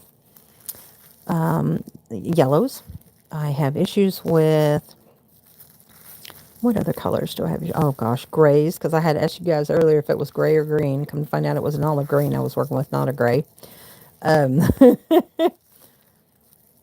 I thought I was working with a green when I was making my sunflower squares for my tote that I was making, and I was so proud of it. I thought it was like a moss green. Come to find out it was a gray. It still looked good. Everybody was telling me how great it looked, but I still thought it was a gray. Can you guys hear the crinkling of the bags as I'm crocheting with this? Oops.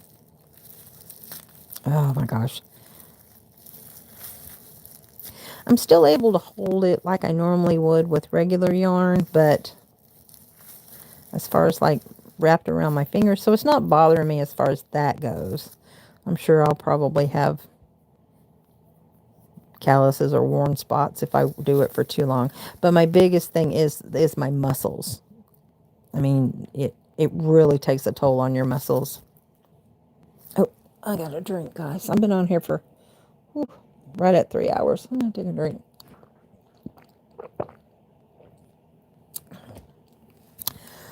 I'm gonna mute you so I can cough a minute.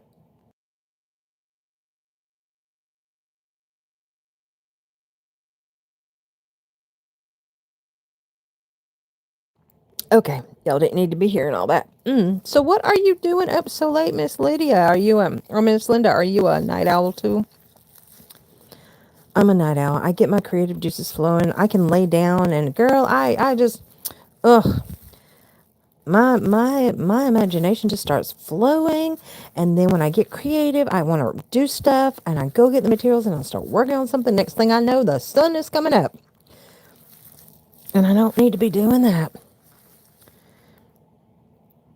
I don't even know if I've ever had true color vision. Oh, wow. I can't see at night at all. I also have adjustment problems from light to dark. Okay, so you understand what I'm going through. You're the first person I've talked to that understands what I'm going through, what I'm experiencing and what I'm feeling. Yeah. Well, and that's why I do my videos when I'm doing lives this way, because I have a neck piece on that holds my phone. And I have to wear 3.25 magnifying glasses that I get from the dollar store so I can see through the one eye. But because I have the blind spot in the middle, I have to move my eye from side to side. It takes me longer to read. Excuse me, I'm still choked up. It takes me longer to read, so I have to move my eyes from side to side in order to see what letters are there, because my brain is telling me that the letters are not there, and so it makes it the color of the background of where the letters are sitting. I know that sounds crazy, but that's the only way I know how to explain the way I'm seeing things.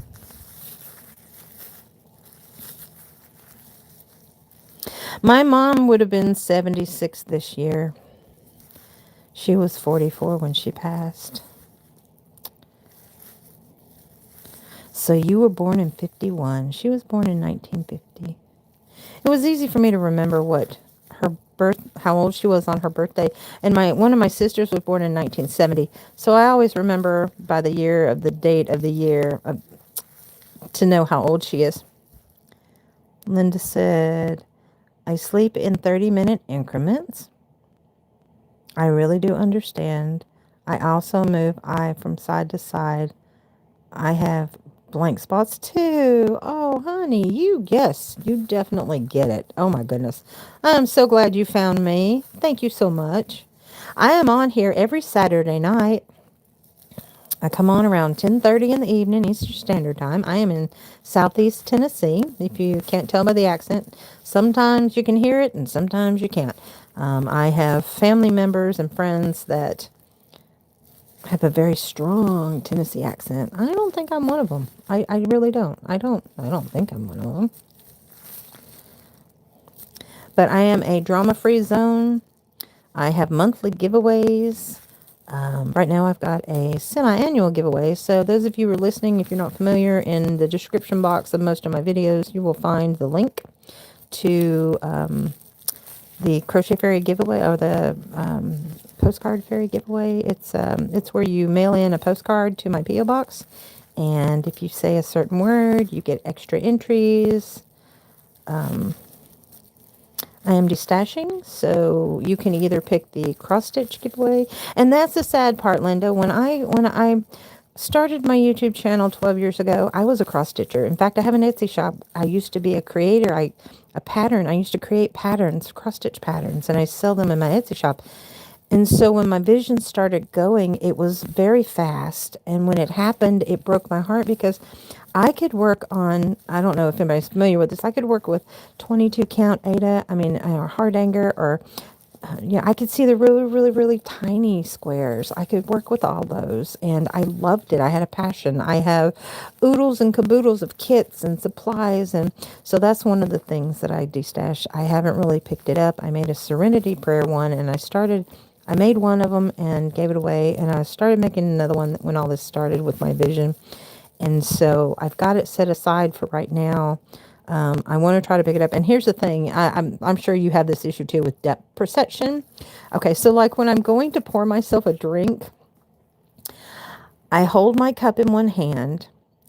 I have to see where the spout is. Luckily, my Keurig, I just put my cup under and push a button and it does it all for me. But if I'm pouring something like, because I've gone to where I drink black coffee now and I drink black tea and green tea and I don't put anything in it. So anyway, when I'm pouring my drink or whatever I have out of the fridge, I have to put my finger on the spout to guide me where my cup is and make sure that it's going to, because I've poured it on the counter thinking it was in my cup before.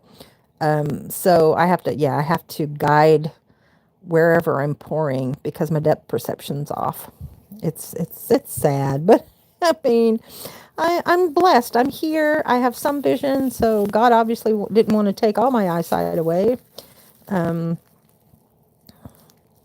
but He led you to me, which I find amazing. But yeah, the condition that I have in my right eye, my retinopathologist said it's a rare condition.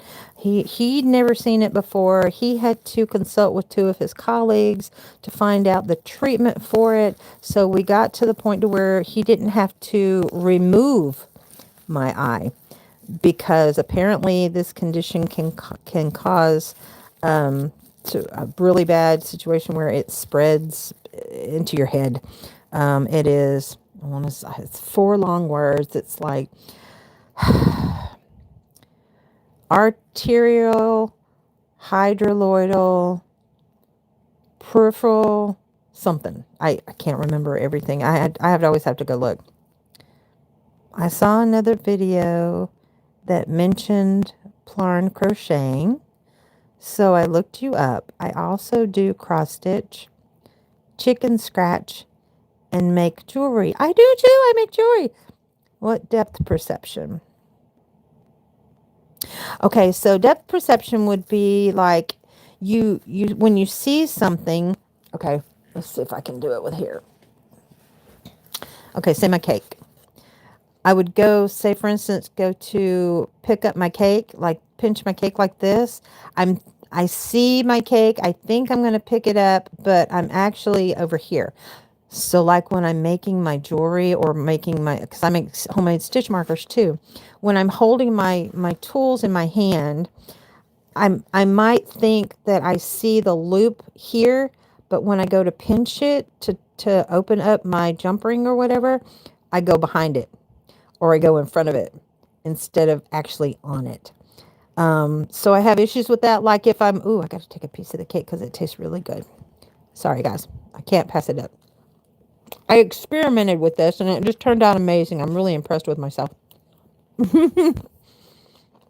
Well, I'm glad you found me. That's awesome. Yes, I have a ton of Plarn that I need to work with. They're so good. Sorry. Now, here's the thing. Again, with the depth perception. Okay, so let me set this aside. Going to put my plate. I've done this with a cup of coffee before. Thinking that I'm putting it on the table like this and then letting go. And it would fall on the floor. So I have to feel to make sure that I've got it on the table. Same thing with my cups. I have to feel to make sure I've got it in the right spot.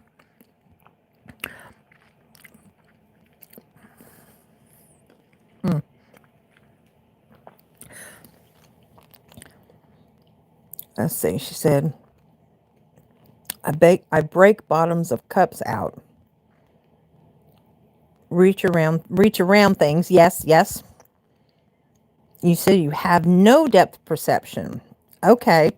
I don't, I guess I don't have any either. Like I said, I have to feel like if I'm going to put a cup down, I have to feel where the table is in order to make sure that it's on the table and not on the edge of the table, me thinking it's on the table and it falling on the floor. I've done that with I want a cup of coffee.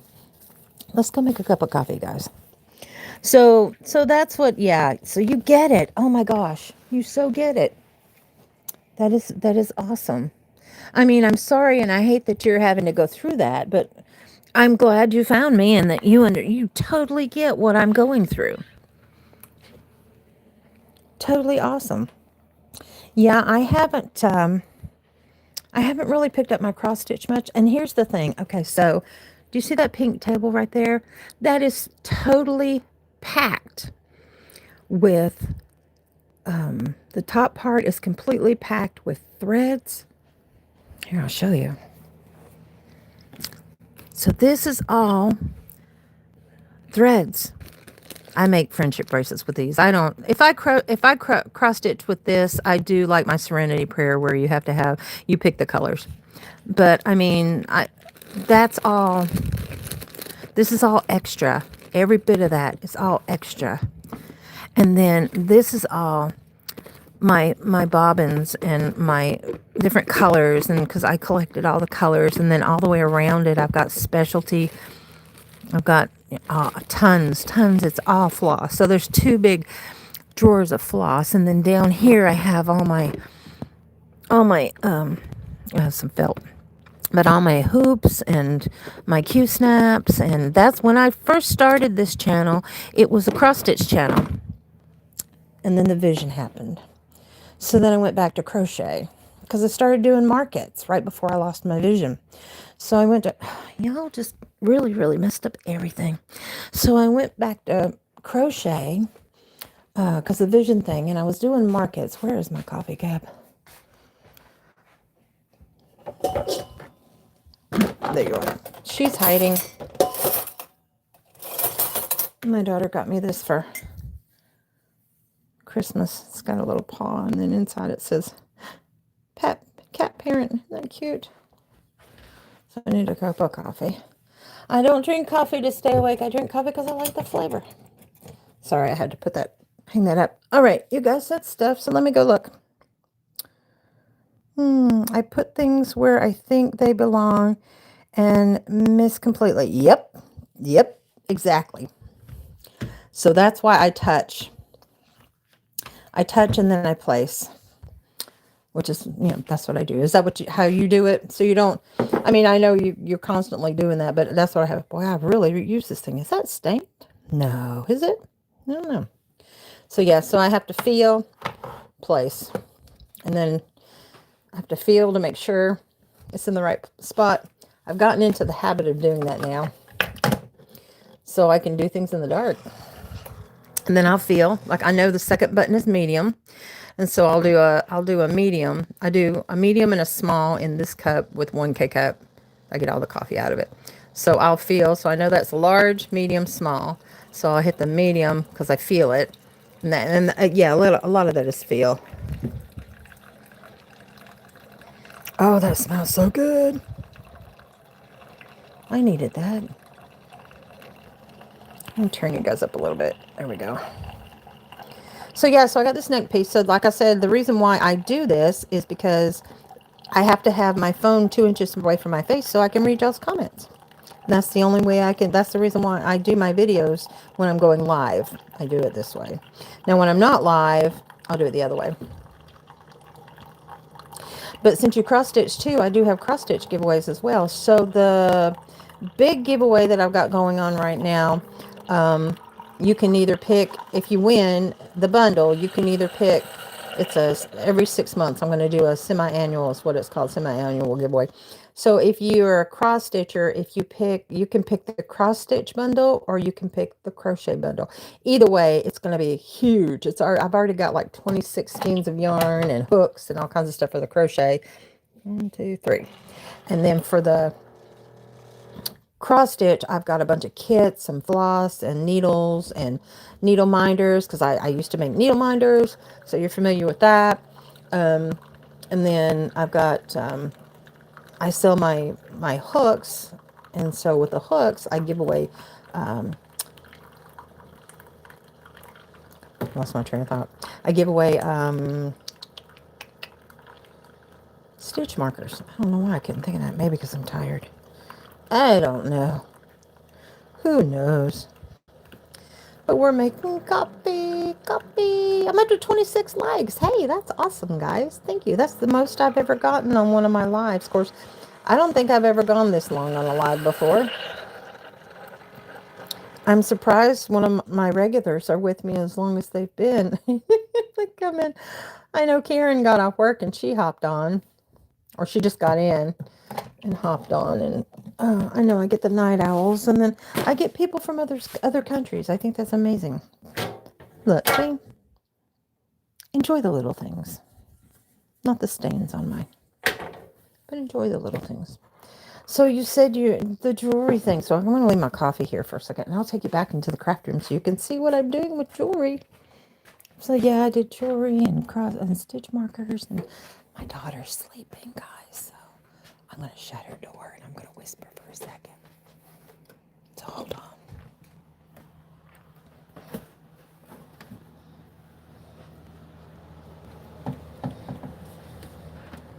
I don't want to wake her up. Okay, hang on.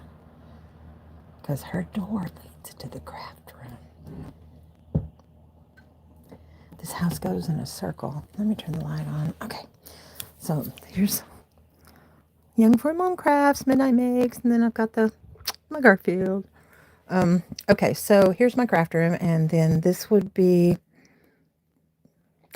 I made a lot of jewelry and earrings and bracelets when I could see. And I've got a huge collection of really beautiful beads. I've got crystals, I've got stones, I've got gold, silver, pewter, you name it. And then down here, I don't know if I can, I've got more beads and more beads and more beads. But yeah, this is where I create. And then, of course, my stitch markers. And then, so here are some that I haven't filmed yet. So if you buy a hook from me, you automatically get a stitch marker. But so it takes me longer to make these than it did when I had my vision, because if we were talking about the depth perception. And then some of them have like the hook number on it. Just depends on what I've made. And then that hasn't been filmed yet, but these have been filmed, so I went ahead and I've bagged all of these. But here's some of the stitch markers that I made that are really pretty. And then I had some in my Etsy shop, but the ones with the plastic, the lightweight ones, I don't have in my Etsy shop. But yeah, very crafty. I can't take on a new craft. I just can't. I've got way too many in the fire. I've got stuff to make resin pieces. Let's see what she says. Okay, Linda says, we must be twins. I have so much floss, yarn, pearls, and a whole she shed full of craft supplies. I plan on catching you on Saturday. So awesome. Keep crafting, and I will pray you keep well. You too, honey. Thank you so much. Yeah, on top of the issue, I've got degenerative arthritis in my lower back, lower lumbar. I've got sciatica, and then I've got something else going on that they found where my bones have shifted in my back and my nerves exposed, which causes my leg to go into spasms, and it's a whole thing. So I finally got approved for disability in August of last year. And I'm able to work part-time because, you're allowed to make a certain amount of money because you can't live on disability. You can't live on Social Security. You can't live on disability. You just can't anymore. You have to, the way the economy is going, you have to work or you have to have that extra income. And I'm not monetized on here yet because I don't have enough watch hours. So I'm trying to get that up. But thank you so much. I appreciate your prayers, and I'll be praying for you, honey. I'm so glad you found me. Kindred spirits. So awesome. But yeah, Terry, if you're still here, girl, look. Do you see all these boxes? Yeah, I know. And this tote, it's all full of plastic yarn balls that I made. All of it.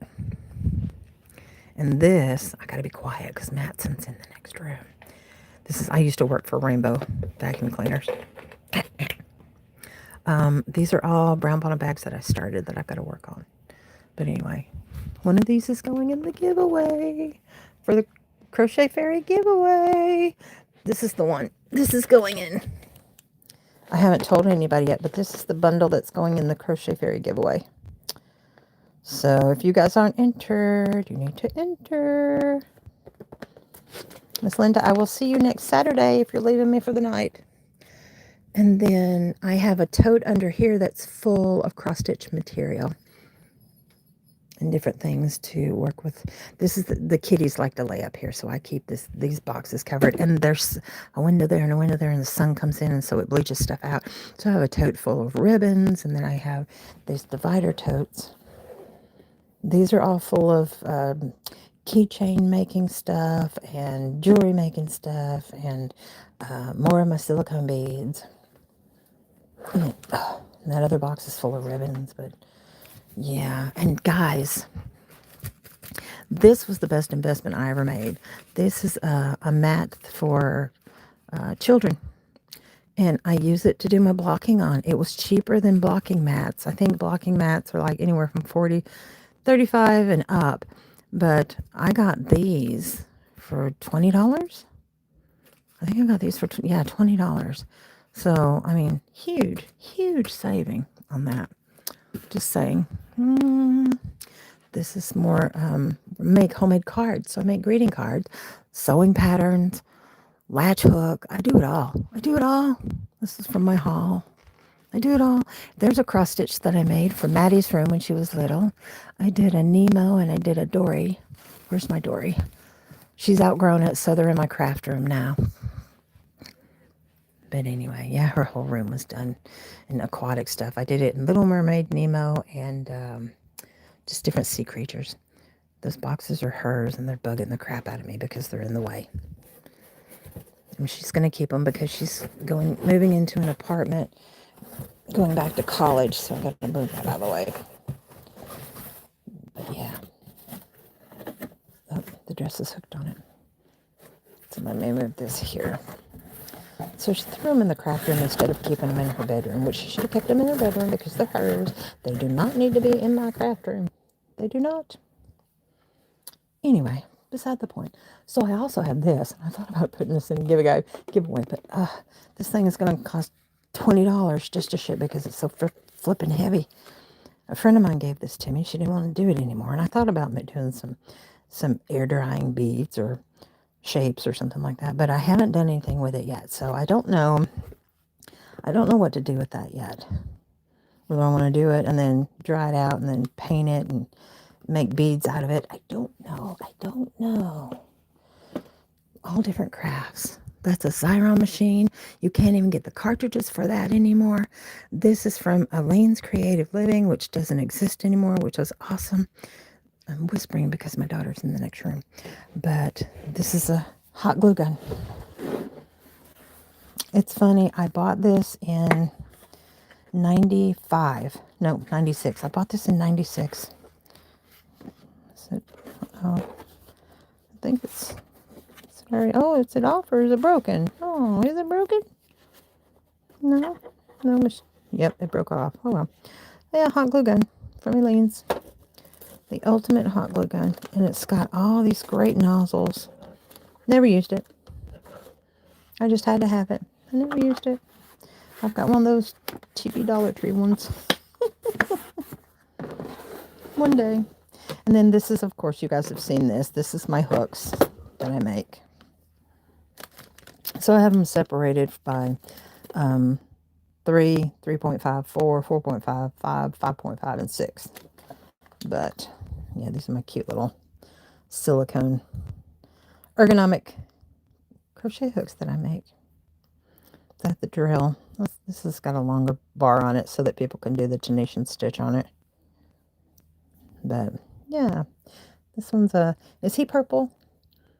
Because I have some purple raccoons and I don't know if this is the purple. I don't think this is the purple one. He looks kind of brown or gray to me. I think he's kind of brown or gray. Can't really tell. Ooh, I'm down to 14%. I'm going to have to go, guys. I am so sorry. I thought I was going to be able to go longer tonight, but my phone is down to 14% and it's about to die. You saw the Garfield? Oh, that's what they've been playing with. I'm going to end up stepping on them, squishing on them. But anyway, thank you guys for watching. I appreciate everybody spending the evening with me. And if you're watching the replay all the way to here, God love you. Thank you so much. I appreciate it. I know you're probably playing it in the background. Try to give as much information as I possibly can when I come on here. So yeah, so thank you for coming. I will see you guys next Saturday night, possibly sometime quick during the week. This is my little work spot, and I will see you. Thank you for coming. I love you guys. Kisses. Bye.